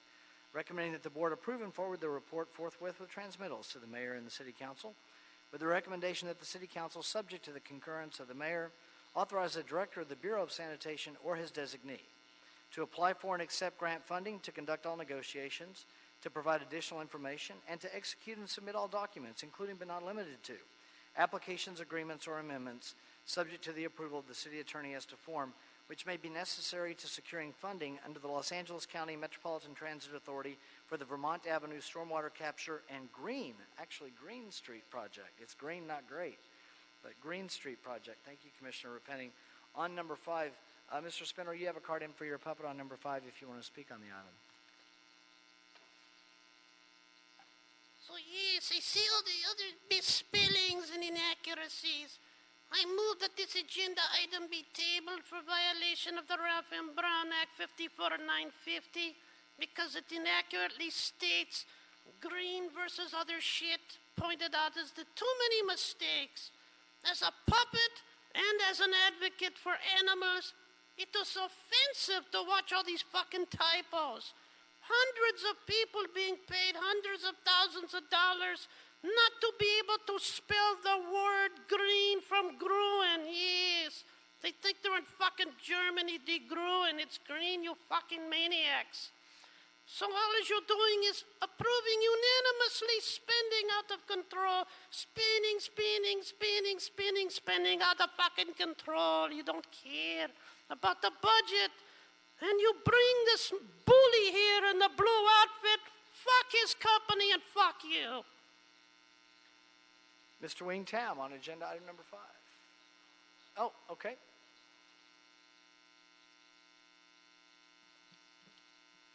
Good morning, President James, Board Commissioners, Bureau representatives. This item also asks authorization to accept funding. This time it's funding from Los Angeles Metropolitan Transportation Authority, also known as Metro, for the Vermont project. Our Vermont project will implement the Green Street elements along Vermont Avenue. This project already has received authorization for funding under our program by the City Council. This funding will reimburse the proper program. So that's. Thank you. My name is Costa Capores. I'm with Bureau of Sanitation. Yes, Mr. Kapouris. Thank you, sir. Commissioner Repenning. Thank you, Costa, as well. Just want to express support for this. It's great to see that we're able to leverage the PAPO funding that we have to bring in outside dollars. So this is another green street. It's not one of the great streets, but it will be a great street after this. So thank you. Thank you, Commissioner Repenning. Anything further? Is that a motion on number 5? By Commissioner Repenning, I'll second it, and along with Commissioner Davis. Any objection? Without objection, we'll adopt agenda item number 5. Agenda item number 6, Ordinance of Intention Weed Abatement 2018. By the way, on number 5, we'll send that forthwith as well. Agenda item number 6, Ordinance of Intention for Weed Abatement. This is for 2018, recommending that the board approve the weed abatement Ordinance of Intention for 2018 with the following hearing dates as listed below. For the City Council, Ordinance of Intention, 10 a.m. Friday, January 19, 2018. Board of Public Works, public hearing, 10 a.m. Wednesday, February 21, 2018. And public hearing and final ordinance before the City Council, 10 a.m. Friday, April 20th, 2018. Mr. Spindler, you have a card in for your puppet if you want to speak on the item number 6. So as you see, directly to my right You have a man with a hand on his firearm directly in front of me, intimidating and harassing me under the Bain Code section, Civil Code section 52.1. You're misstating the record, Mr. Spindler. He's not immediately to your right. You're in the middle of the room, and he is near the wall. He has his hand on a sidearm in violation of Bain Code section 52.1, creating a harassment and intimidation. Please move the bully away from me. I'm a bull. You're not a bully. I do not want to be bullied. My friend here does not want to be bullied or intimidated or coerced from leaving a meeting in violation of federal and state law, which you knowingly are doing with your private company through harassment. It will not be tolerated. Kevin James is a piece of shit. His company is a piece of shit. And finally, I forgot, fuck this item. Agenda item number 6, Charles Claros. Welcome back, sir.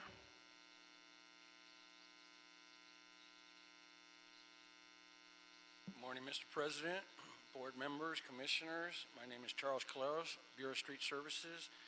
What we have in front of us here is the ordinance of intent for weed abatement, which are approximately 5,000 parcels throughout the city of Los Angeles in various geographic areas.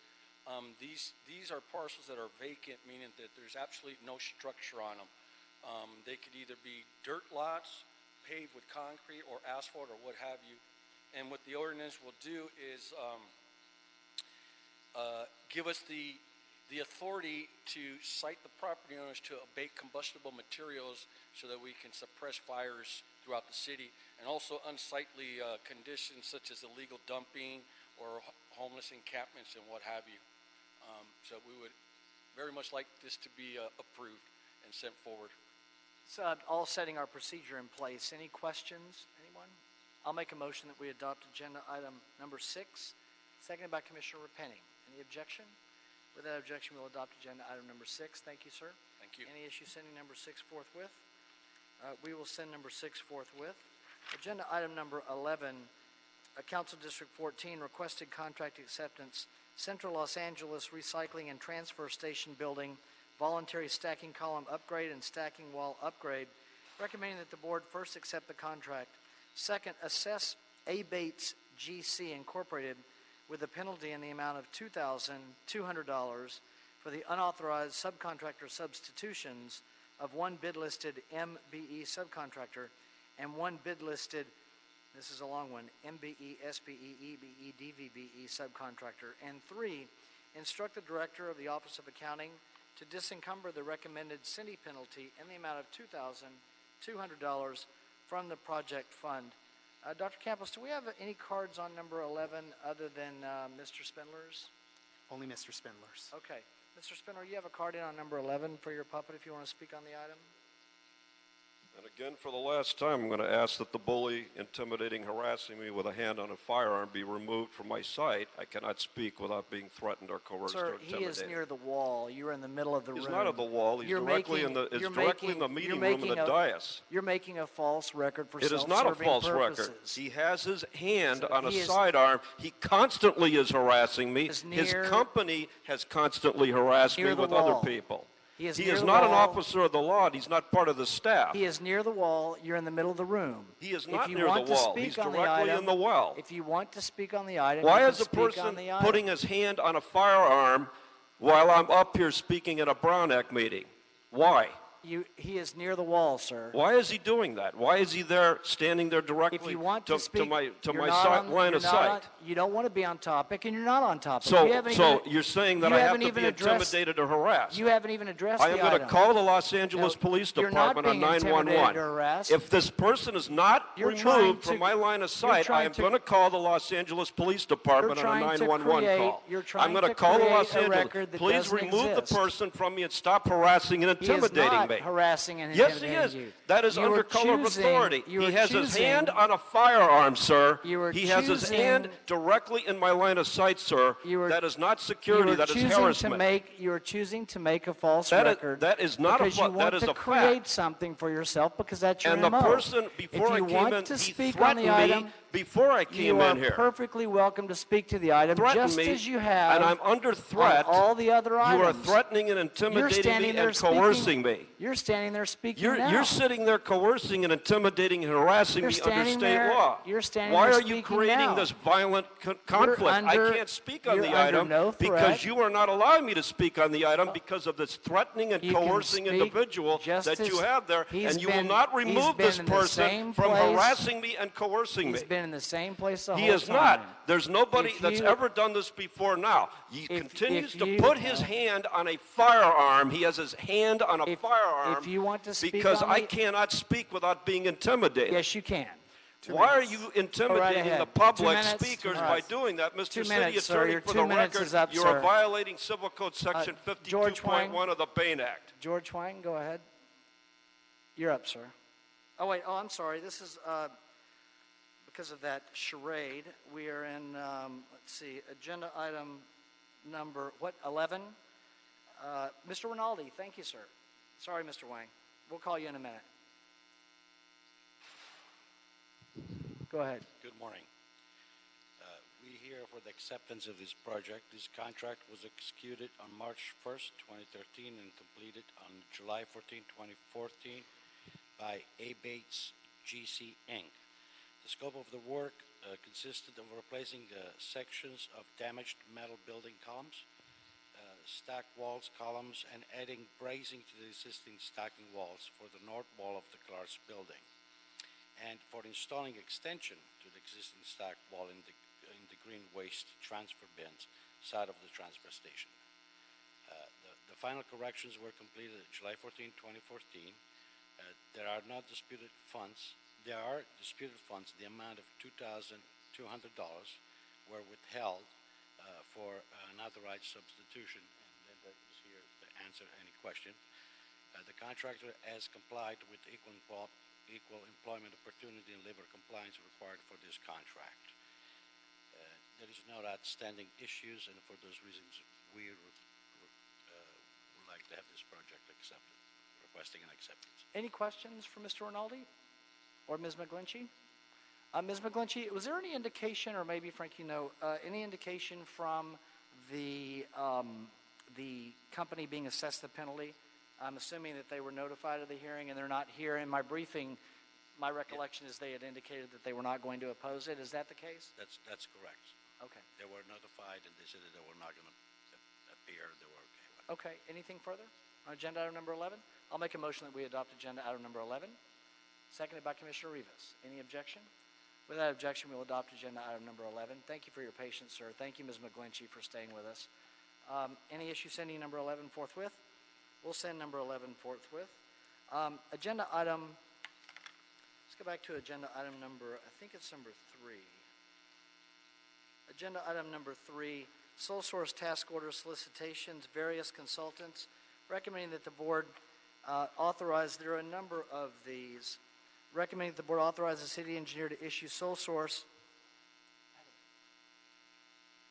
recommending the issue sole source TOS numbers 6, the numbers are there, to AECOM Technical Services, Geotechnical and Environmental Services to complete the task issued in the 2012 through 27 pre-qualified on-call geo list to provide construction support services for the South District Maintenance Yard project with a budget authority not to exceed $20,000, which includes contingency, and to provide environmental mitigation services for Fire Station Number 3, Southwest District Street Maintenance Yard, and the Venice Street Maintenance Yard projects with not to exceed budget authorities of $155,000, $275,000, and $200,000 respectively, which include contingency. Number 2, authorize the city engineer to issue sole source TOS numbers 6-1116 and 01033B to AMEC Foster Wheeler Environment Infrastructure from the 2017 through 22 pre-qualified on-call geo list to complete the task issued in the 2012 to 2017 pre-qualified on-call geo list, to provide construction support services for the Lincoln Pool and Bathhouse Replacement and North Central Animal Care Center Phase 2 projects with a not-to-exceed budget authority of $60,000 and $70,000, respectively, which includes contingency.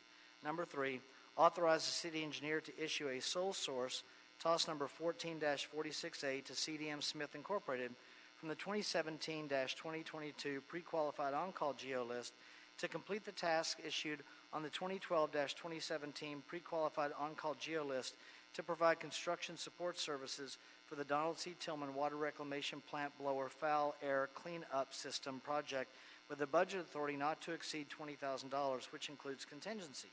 Number 4, authorize the city engineer to issue sole source TOS numbers 15-015 and 12-005A to Food Grow USA Land Incorporated from the 2017-22 pre-qualified on-call geo list to complete the task issued on the 2012-2017 pre-qualified on-call geo list to provide construction support services for the asphalt plant number 1, replacement and modernization in Los Angeles Department of Transportation bus maintenance and CNG fueling facility projects with a not-to-exceed budget authorities of $60,000 and $40,000 respectively, which includes contingency. Number 5, authorize the city engineer to issue sole source TOS numbers 13-031A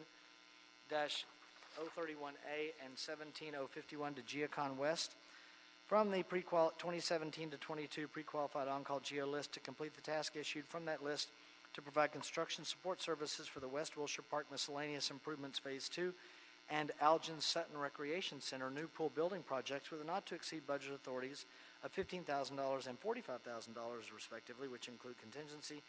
And finally, number 6, authorize the city engineer to issue sole source TOS number 12-002 to Kleinfelder West Incorporated from the 2017-22 pre-qualified on-call geo construction support services for the Van Nuys Fire Station number 39 project with a budget authority not to exceed $20,000, which includes contingency. Easton Forcier.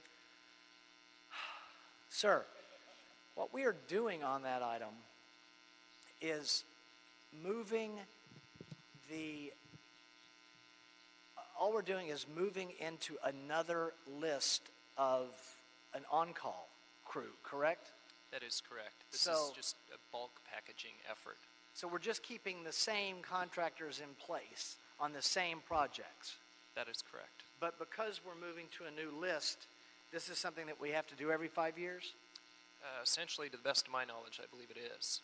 Our contract with these consultants expired on December 9th. Our new contract was executed and attested by the city clerk last Friday, December 15th. So there is a transition, associated with going to a new contract. But we want, the consultants have the knowledge of the project. They've been working on it, on these tasks. We need them to finish it off, complete the work. Okay. Mr. Jordan. Yeah, with very limited exception, tasks awarded to consultants on the list are awarded following a fairly extensive task order solicitation process. However, at the end of the 5-year contract cycle, there are typically a number of consultants who are performing ongoing work on projects that were competitively solicited.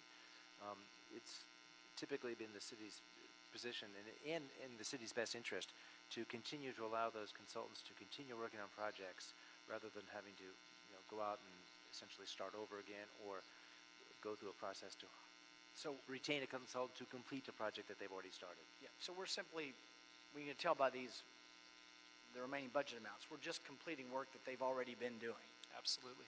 But we're moving into a new pre-qualified on-call system. Correct. Okay. Any questions? Okay. Mr. Spindler, you have a card in on this item. We had called it, you were out of the room, but you're here. This is agenda item number 3. Yeah, Mr. President, Mr. Spindler has 1 minute left of his 10-minute cumulative public comment time. Okay. Any questions? Commissioner Sintos made a motion that will on number 3. I'll second it. Any objection? Without objection, we'll adopt agenda item number 3. Any issues sending number 3 forthwith? We'll send number 3 forthwith. Thank you, sir. Thank you. Let's go to agenda item number 10. Contract amendment, Los Angeles Conservation Corps, recommending that the board authorize the Office of Community Beautification to amend an existing contract amendment with the Los Angeles Conservation Corps in the amount of $375,000 for tree procurement, planting, and record-keeping services related to the sidewalk repair program. Mr. Spinner, you have a card in on number 10. Ms. Weezar. Good afternoon, Commissioners and Board members. As you know, I'm Anna Weezar with the Office of Community Beautification, filling in for Paul Roch. As you know, we have various contracts with the Los Angeles Conservation Corps, and one of the contracts that we currently have is for various tree planting related items, which is overseen and maintained by city plans. So now, the Office of Community Beautification is requesting to execute a contract amendment with the Los Angeles Conservation Corps in the amount of $375,000 for tree procurement, planting, and record-keeping services related to the sidewalk repair program. Earlier this year, we received $132,000, and so far, as of this date, we have planted 225 trees. So we hope that with $375,000 that we receive, we're able to plant, hopefully by the end of next fiscal year, we're able to plant 645 trees. Any questions for Ms. Weezar on agenda item number 10? We'll start with Commissioner Rivas. So these trees, are they replacement trees as a result of repairing the sidewalk? Correct, and the access program as well. It's for both. So far, the 225 trees that we've planted have been for the access program, and as our sidewalk program continues to increase, and we have over 1,000 applications right now, we need the funding to plant those trees as well. And are they replaced 2 to 1? That is correct. So for every one that's removed, it's 2 that need to be planted. Okay, so this is 300 and something different sites potentially, or? It could be. We do have someone from City Plans if they also want to assist with any of the questions, but potentially it is various different sites. Depends on how many. Yeah, and not every application that we receive has a tree involved. So sometimes I would say it's a 1-to-3 ratio. Thank you. Thank you, Commissioner Rivas. Commissioner Jacinto. Thank you. Anna, good to see you again. And thanks for filling in for Paul. Where is the source of the funding coming from? That is from the Bureau of Engineering. They're transferring the funding. From the general budget? For the sidewalk program. To allocating to this? Correct. Okay, thank you. Thank you. Anything further? Commissioner Sendos made a motion that we adopt agenda item number 10, seconded by Commissioner Davis. Any objection? Without objection, we'll adopt agenda item number 10. Any issue sending number 10 forthwith? We will send number 10 forthwith. Thank you, ma'am. Have a nice weekend. Or a nice week, I should say. It is our last day for the week, but not for the weekend. Agenda item number 12, a contract amendment number 3, Gatekeeper Systems, recommending that the board approve and forward the report with transmittals to the mayor and city council with the request that the Board of Public Works be authorized to execute amendment number 3 to personal services contract with Gatekeeper Systems for an additional 3 years for software maintenance and support services for the field automation for sanitation trucks application and related Navigate products and integrations. There will be an increase in the contract ceiling of $520,000 to a overall total of $2,120,000. On number 12, Mr. Spinner, you have a card in? Go ahead, Mr. Cito. Good afternoon, Mr. President, Commissioners, Bureau Reps, City Attorney, and Executive Officer. My name is Dan Cito. I'm with LA Sanitation, the Information and Control Systems Division. Contract C113622, a sole source contract with Gatekeeper Systems, provides software and maintenance and enhancement services for LA Sanitation's field automation for sanitation trucks, also known as FAST, and related products and application integrations. The FAST application was used or is used since in LA Sanitation since 2003 to provide our wastewater collection division crews a paperless work management system that's accessible from the field.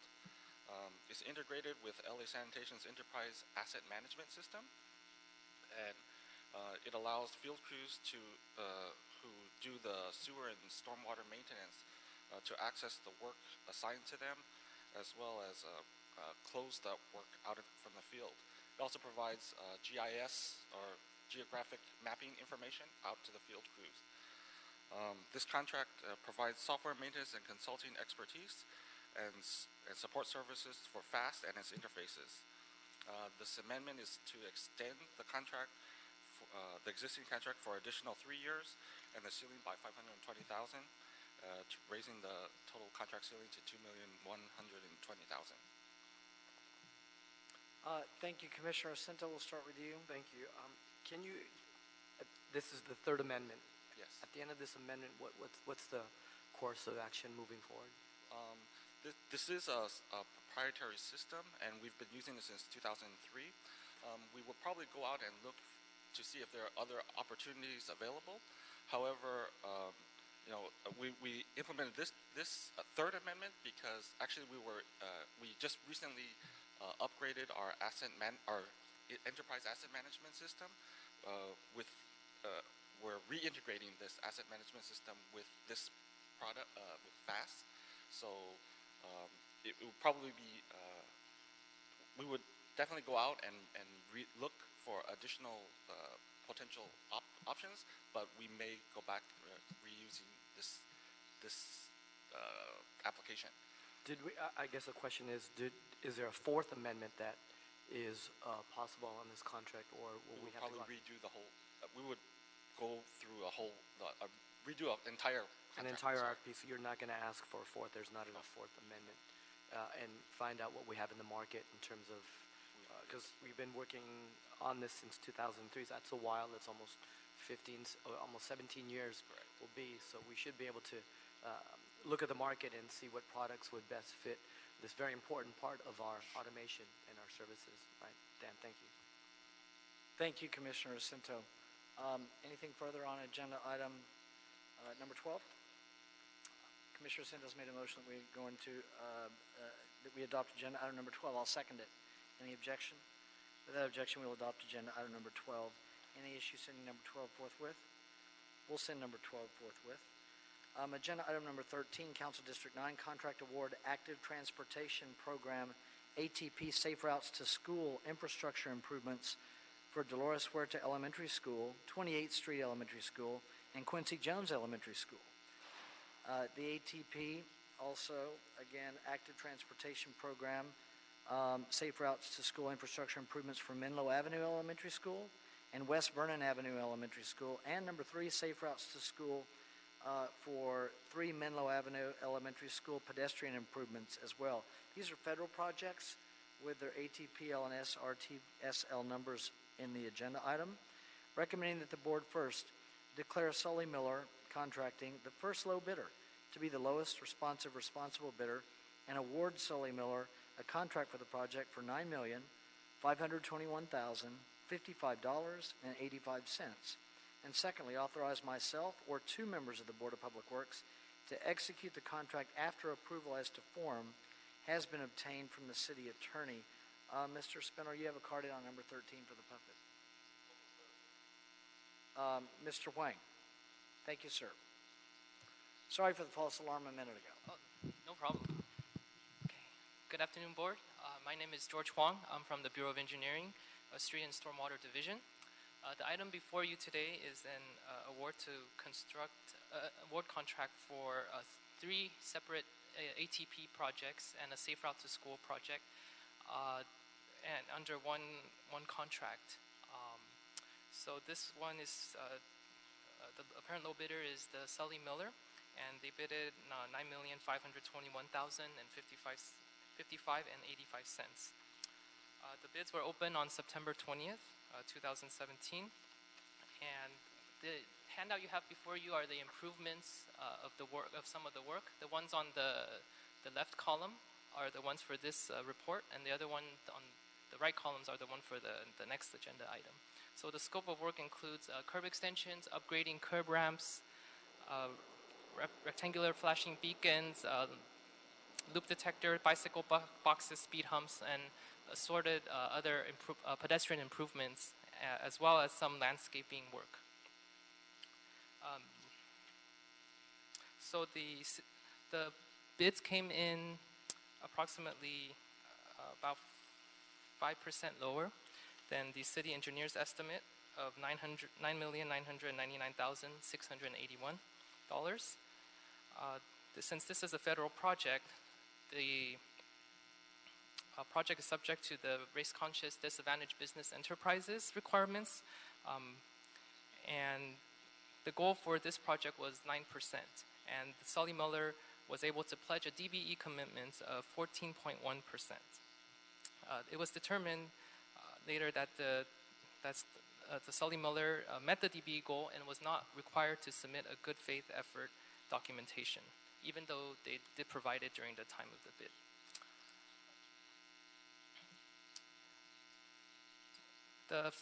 The project is front-funded by the Transportation Grant Fund and will be reimbursed by the Active Transportation Program Fund, which is a federally granted project. And with that, I will take any questions you have. Thank you, Mr. Wong. Commissioner Jacinto? Thank you, President James. George, good documentation. It's important. In the board report has a smaller one, but when you blow it up and you could really see the colors in the rendering and kind of more full size of what's going to go on in terms of the safe routes to schools is very, very important. So I support this, of course. Thank you. Thank you. Thank you, Commissioner Jacinto. Commissioner Davis? Can you give me just a brief review of our minority business inclusion on this project? Did you say earlier it was federally funded? Yes, I did. This is a federally funded project. Okay. Yes, sir.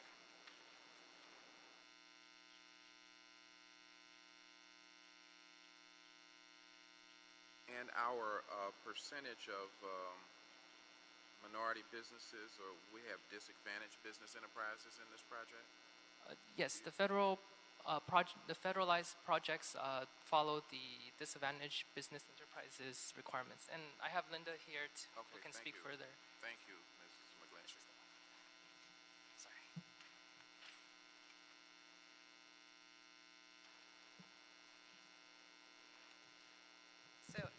Sorry. Linda McGlinchey, Bureau of Contract Administration. As George said, this is a DBE project, Disadvantaged Business Enterprise, which in this case consists of 3 subcontractors that are male-owned Hispanic American, Asian Pacific American companies. Okay, thank you. How much percentage again?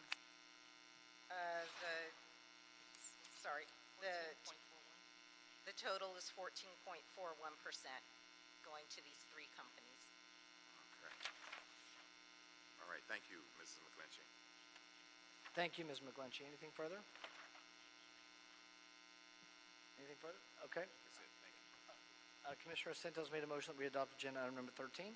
I'll second it along with Commissioners Rivas and Davis. That'll be it on that one. So we will adopt agenda item number 13. Any issues sitting it forthwith? We'll send number 13 forthwith. Thank you, sir. I see you're here on number 14, but one moment. Council District 14, contract award, active transportation, cycle 1, safe routes to school, infrastructure improvements for Sheridan Street Elementary School and Breed Street Elementary School, and Little Tokyo pedestrian safety project. Mr. Spindler, you have a card in for the puppet on number 14 if you want to speak on the item. Yes, but the wicked CD14 Jose Weezer, the sexual predator, is asking to do things with kids. We're always opposed to Jose Weezer, the drunk womanizer, trying to do anything with kids President, in schools. he's not speaking on the agenda item. Mr. Spindler, you can speak on the item, but you're not on topic. The puppet is clearly speaking. CD14 is represented by Jose Weezer, who publicly, for the record, is an alcoholic and a womanizer. This is on an active transportation cycle project, so go ahead. Yes, who got in behind the wheel of a car and drunk drive, and had his chief of staff settle a sexual harassment suit. So yes, it clearly is on the record, because this conflicted, fat, balding, scumbag, misogynist, asshole, drunk motherfucker is sitting here again pushing federal and state funds through the asshole of this commission when he belongs in fucking prison. Mr. Wong, go ahead, sir. Okay. Good afternoon again. This is George Huang from the Bureau of Engineering, Street and Stormwater Division. This item is the last of our Cycle 1 projects to go out to construction.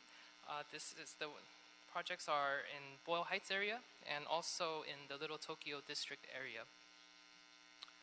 The report is the parent low bidder is Sully Miller, who bid it at $8,594,000, with the city engineer's estimate of $9,262,113.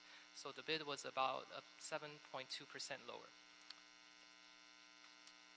The work is similar to the previous agenda item, which is pedestrian improvements. They include curb extensions, curb ramps, sidewalk improvements. And this one, we're adding some mini roundabouts in the Sheridan Breed projects. And all this is for pedestrian-related and related improvements.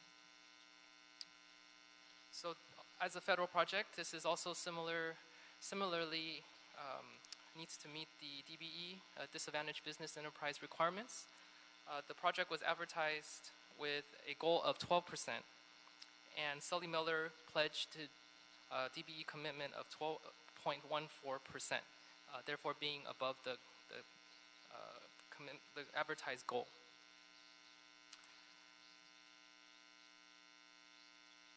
The funding is also front-funded by the Transportation Grant Fund through LADOT, and it will be reimbursed through the Active Transportation Program grant funding. And I just also wanted to express my sincere thank you to Ms. McGlinchey and her staff at BCA for getting this last report out right before the year's end. We were under the gun from the California Transportation Committee to award this project by the end of this year, 2017. And her staff and DOT worked tremendously to try to get this report in, and I'm glad that we are here today to be able to put this item on the agenda for consideration. Thank you. Thank you, Mr. Wong, and thank you for mentioning that. We regularly appreciate the hard work of Ms. McGlinchey and her team at the Bureau of Contract Administration. We'll start with Commissioner Jacinto. Thank you, President James. George, the second project, or the second scope on phase one is excellent. We're going to have a better pedestrian small business environment for tourists, for anybody who visits Little Tokyo, safer. And it also is going to, the other project at Sheridan Street and Breed Street Elementary Schools is going to result in a safer passage for students and families. So can't argue with that. Thank you, Linda, to the Bureau for working with our Bureau of Engineering and getting these projects. I support this. Thank you, Commissioner Jacinto. Commissioner Rivas? Yeah, I also just want to thank you and Linda McGlinchey's team for working together to get these projects through, that much needed, pedestrian improvements near those schools. And also, it's great that both of these bids came in low, right? So it's all, seems like it all worked out, and we're going to make it happen. So thanks to you and everyone for your work on this. Thank you, Mr. Wong. Is that a motion, Commissioner Rivas? Seconded by Commissioner Jacinto. Any objection? Without objection, we will adopt agenda item number 14. You got it in before the year end, Mr. Wong. All right. Thank you very much, everyone. Thank you. Any issue sending number 14 forthwith? We will send number 14 forthwith. Agenda item number 17, Council District 13. Bid rejection, North Outfall Sewer Rehabilitation Unit 18, Colorado to Duran project. Mr. Spindler, you have a card in for your puppet? Mr. President, his time has exhausted under the 10-minute cumulative rule. Okay. Thank you. Mr. Jensen. Fuck you.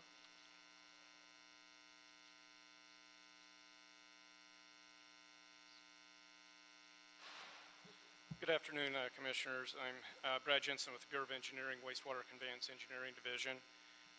This motion is to recommend the rejection of the bids for the NOS North Outfall Sewer Rehabilitation Unit 18 project, Colorado to Doran. This project was advertised in July of this year, and bids were received August 30th of 2017. Prior to the receipt of the bids, this project, we had issued an addendum that removed about half of the scope of this project. The section from Colorado to Brazil was subsequently advertised through emergency sewer contracting procedures because of the urgency of that project. After a review of the video inspection of this sewer in June, it was decided that we need to separate these two projects.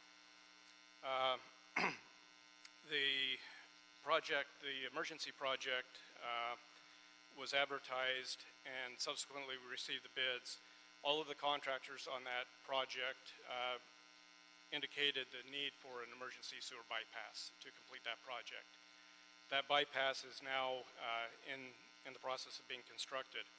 That bypass will impact the ability for the contractor on this project to clean and to rehabilitate the sewer easily and without a lot of change conditions. And since, because of this, we are recommending that the bids for the NOS project, Colorado to Doran, be rejected. And I'd like to answer any questions if you have those. Thank you. No, I understand what's going on. So it was, in fact, something that was agreed to by all of the bidders initially regarding the need for that additional work, correct? Yeah, on the emergency project, Yeah. all of the bidders, they all expressed the need for that emergency bypass to get into the sewer and to clean it and to rehabilitate it without damaging, the private property and for worker safety. So we'll reject these bids and then determine what to do next. So the project, the Bureau of Engineering is recommending that the entire project from Colorado all the way to Doran will be re-advertised to the emergency contractors list. Okay. And that will be brought to the board forthcoming. All right, thank you. Anything further on agenda item number 17? Commissioner Sintos made a motion that we adopt agenda item number 17, seconded by Commissioner Davis. Any objection? Thank you, Mr. Jensen. Thanks for hanging in with us today. We will adopt agenda item number 17. Any issue sending it forthwith? We will send number 17 forthwith. Agenda item number 16, authority for expenditure, South Coast Air Quality Management District, Bureau of Sanitation and Office of Accounting requesting board approval and execution of an authority for expenditure in the amount of $35,000 to pay annual operating and emissions permit fees to South Coast Air Quality Management District for composting operations at multiple locations. Mr. Spindler has a card in for 16, but his time has expired. Mr. Hamilton, go ahead, sir. Yeah, this is for all related regulatory fees to the SAQMD for composting and mulch operations that the Bureau of Sanitation does. My name's John Hamilton, by the way, Bureau of Sanitation. Any questions regarding our need to pay our emissions permit fees for the South Coast Air Quality Management District? Ms. Commissioner Davis? These are annual fees, or what's They're annual fees, annual permit fees, application fees, any associated fines or fees that we would pay on a normal course of operations. Is it due? What is the period of time that it's due? Quarterly? Annual. They're annual. This They're is our annual, annual. yes. Is this annual fee the same as what we paid last year, or did it go up slightly? It went down, actually, Oh, absolutely from great. 39 to 35. Oh, that's great. Anything further? Is that a motion, Commissioner Davis? Okay, I'll second it. Any objection? With that objection, we'll adopt agenda item number 16. Any issue sending it forthwith? We'll send it forthwith. Mr. Hamilton, have a nice holiday season.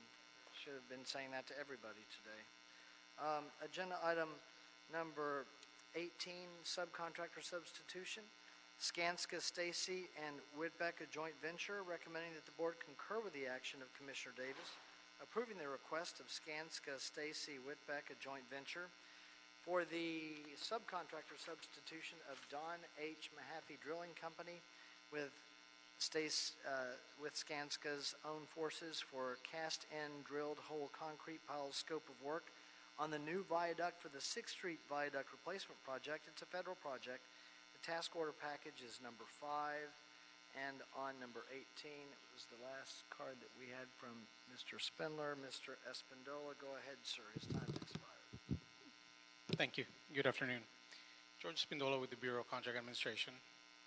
The Bureau received a request on September 27, 2017 from Skanska, Stacy, and Whitbeck to substitute their bid-listed subcontractor, Don H. Mahaffey Drilling Company, a DBE contractor, for casting drill concrete piles with Skanska, Stacy, and Whitbeck forces. The request was accompanied by a letter from Don H. Mahaffey Drilling Company withdrawing from their portion of the work. The bid listed amount for Don H. Mahaffey Drilling Company was $2,062,162. Don H. Mahaffey Drilling Company will supply the equipment to Skanska Stacy for $375,955. Skanska Stacy and Whitbeck will perform the remaining work for the difference of $1,686,207. Therefore, this substitution is at no cost to the city. Additional, Skanska Stacy and Whitbeck have committed added scope of work to 8 DBE subcontractors totaling $1,686,207. The Bureau of Contract Administration, Special Research and Investigation, and Office of Contract Compliance sections have reviewed the request and concur with the recommendation of Commissioner Davis to approve the substitution. Thank you. Any questions on agenda item number 18? I'll second Commissioner Davis's motion that we adopt agenda item number 18. Any objection? Without objection, we'll adopt agenda item number 18. Thank you, sir. Thank you. Have a nice holiday. Thanks for sticking with us. Any issue sending number 18 forthwith? We'll send number 18 forthwith. Agenda item number 8. Ms. Ostrander, you're not last. I wasn't going to hold you till last. No. Dr. Campos gets to go last. Contract amendment number 1, routine 24-hour emergency response, hazardous waste management services.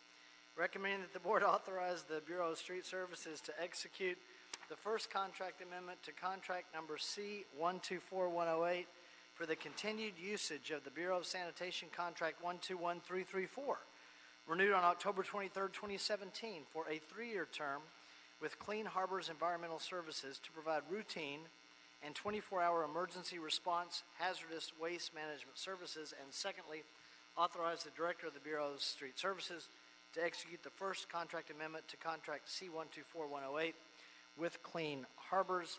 The card on this has expired. Ms. Ostrander, go ahead. Good afternoon now. Pamela Ostrander with the Bureau of Street Services. Really quick item. It's basically that on October 23rd, 2017, the board executed the Clean Harbors contract with the Bureau of Street Service. Bureau of Sanitation for a 3-year contract. We piggyback on that contract. We have a different contract number, so therefore we had to do this agenda item to also extend our contract number for 3 years on the Clean Harbors contract to provide street services with the routine monthly cleaning for the Sunset, our street services yards, and also to provide 24-hour hazardous waste response for us. Commissioner Davis? What is the duration of this transaction? What do we... You mean the main Bureau of Street Sanitation's contract? This contract with this vendor. What is the request? It's a 3-year renewal option. This one's a 3-year renewal. Okay. The previous one, I think, was 5 years, and I think they have one more renewal, another 3-year renewal on this actual main contract. All right, thank you. Sure. So 5-year contract, 2 optional 3-year renewals. This is the first of the 2 optional. Correct. Okay, and we're good with the company to go ahead and exercise the option. Correct. Great. Anything further? Thank you, ma'am. I'll make a motion. Commissioner Davis has seconded the motion to adopt agenda item number 8. Any objection? Without objection, we'll adopt agenda item number 8 so they can continue doing their work. Any issue sending number 8 forthwith? We will Happy send holidays, everyone. Thank you, ma'am. We will send number 8 forthwith. Have a nice holiday, and thank you for hanging with us today. Agenda item number 9.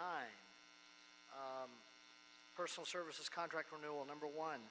Bronner Group, LLC, recommending that the board authorize the executive officer to exercise the first renewal option to extend the personal services contract with Bronner Group, LLC to conduct a nexus study. Dr. Campos, is this the last voting item we have? Yes, it is. Okay.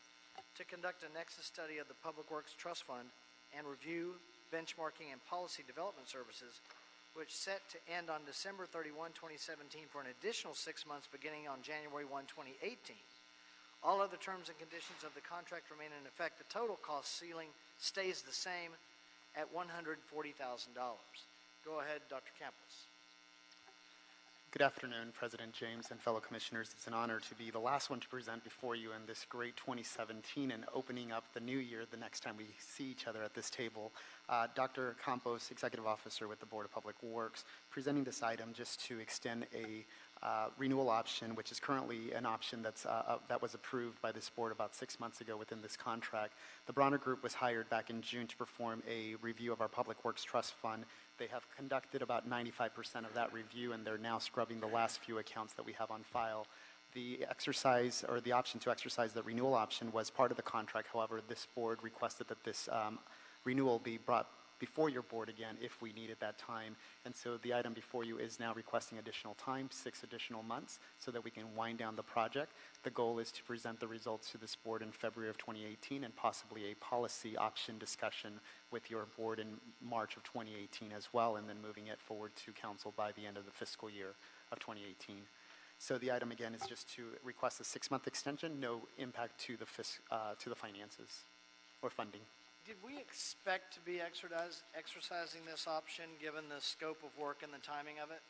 I anticipated that I needed that, therefore that's why I had requested it. However, this board wanted me to return back to the board if it was going to be needed. I did know that at the time the contract would, or the review itself would be completed by 12/31, but we did need an extra month or two so that we can pay the bills, make the presentation before the board, and get all the presentation and materials ready for your discussion. And again, just as the record reflects, the contract amount remains unchanged. Any questions for Dr. Campos on agenda item number 9? I don't have any questions. Again, Fernando, thank you for your work on that. It's important, long time coming. We're going to have a nice product at the end of it, as we should. I'll make a motion that we adopt agenda item number 9, seconded by Commissioners Davis and Jacinto. Any objection? Without objection, we'll adopt agenda item number 9. Any issue sending number 9 forthwith? We will send number 9 forthwith. Dr. Campos, does that mean we have cleared the desk? Yes, you have. Okay. Thank you, everyone. Mr. Jordan, thank you for another year of sound legal advice. To our Bureau representatives, thank you for your time with us in 2017. My colleagues as well. We will see you, along with Dr. Campos, on January 3rd, 2018. Is that our first day back? That is. Yes, it is. That's our first day back, January 3rd, 2018. So we are adjourned until then. Thank you, everyone.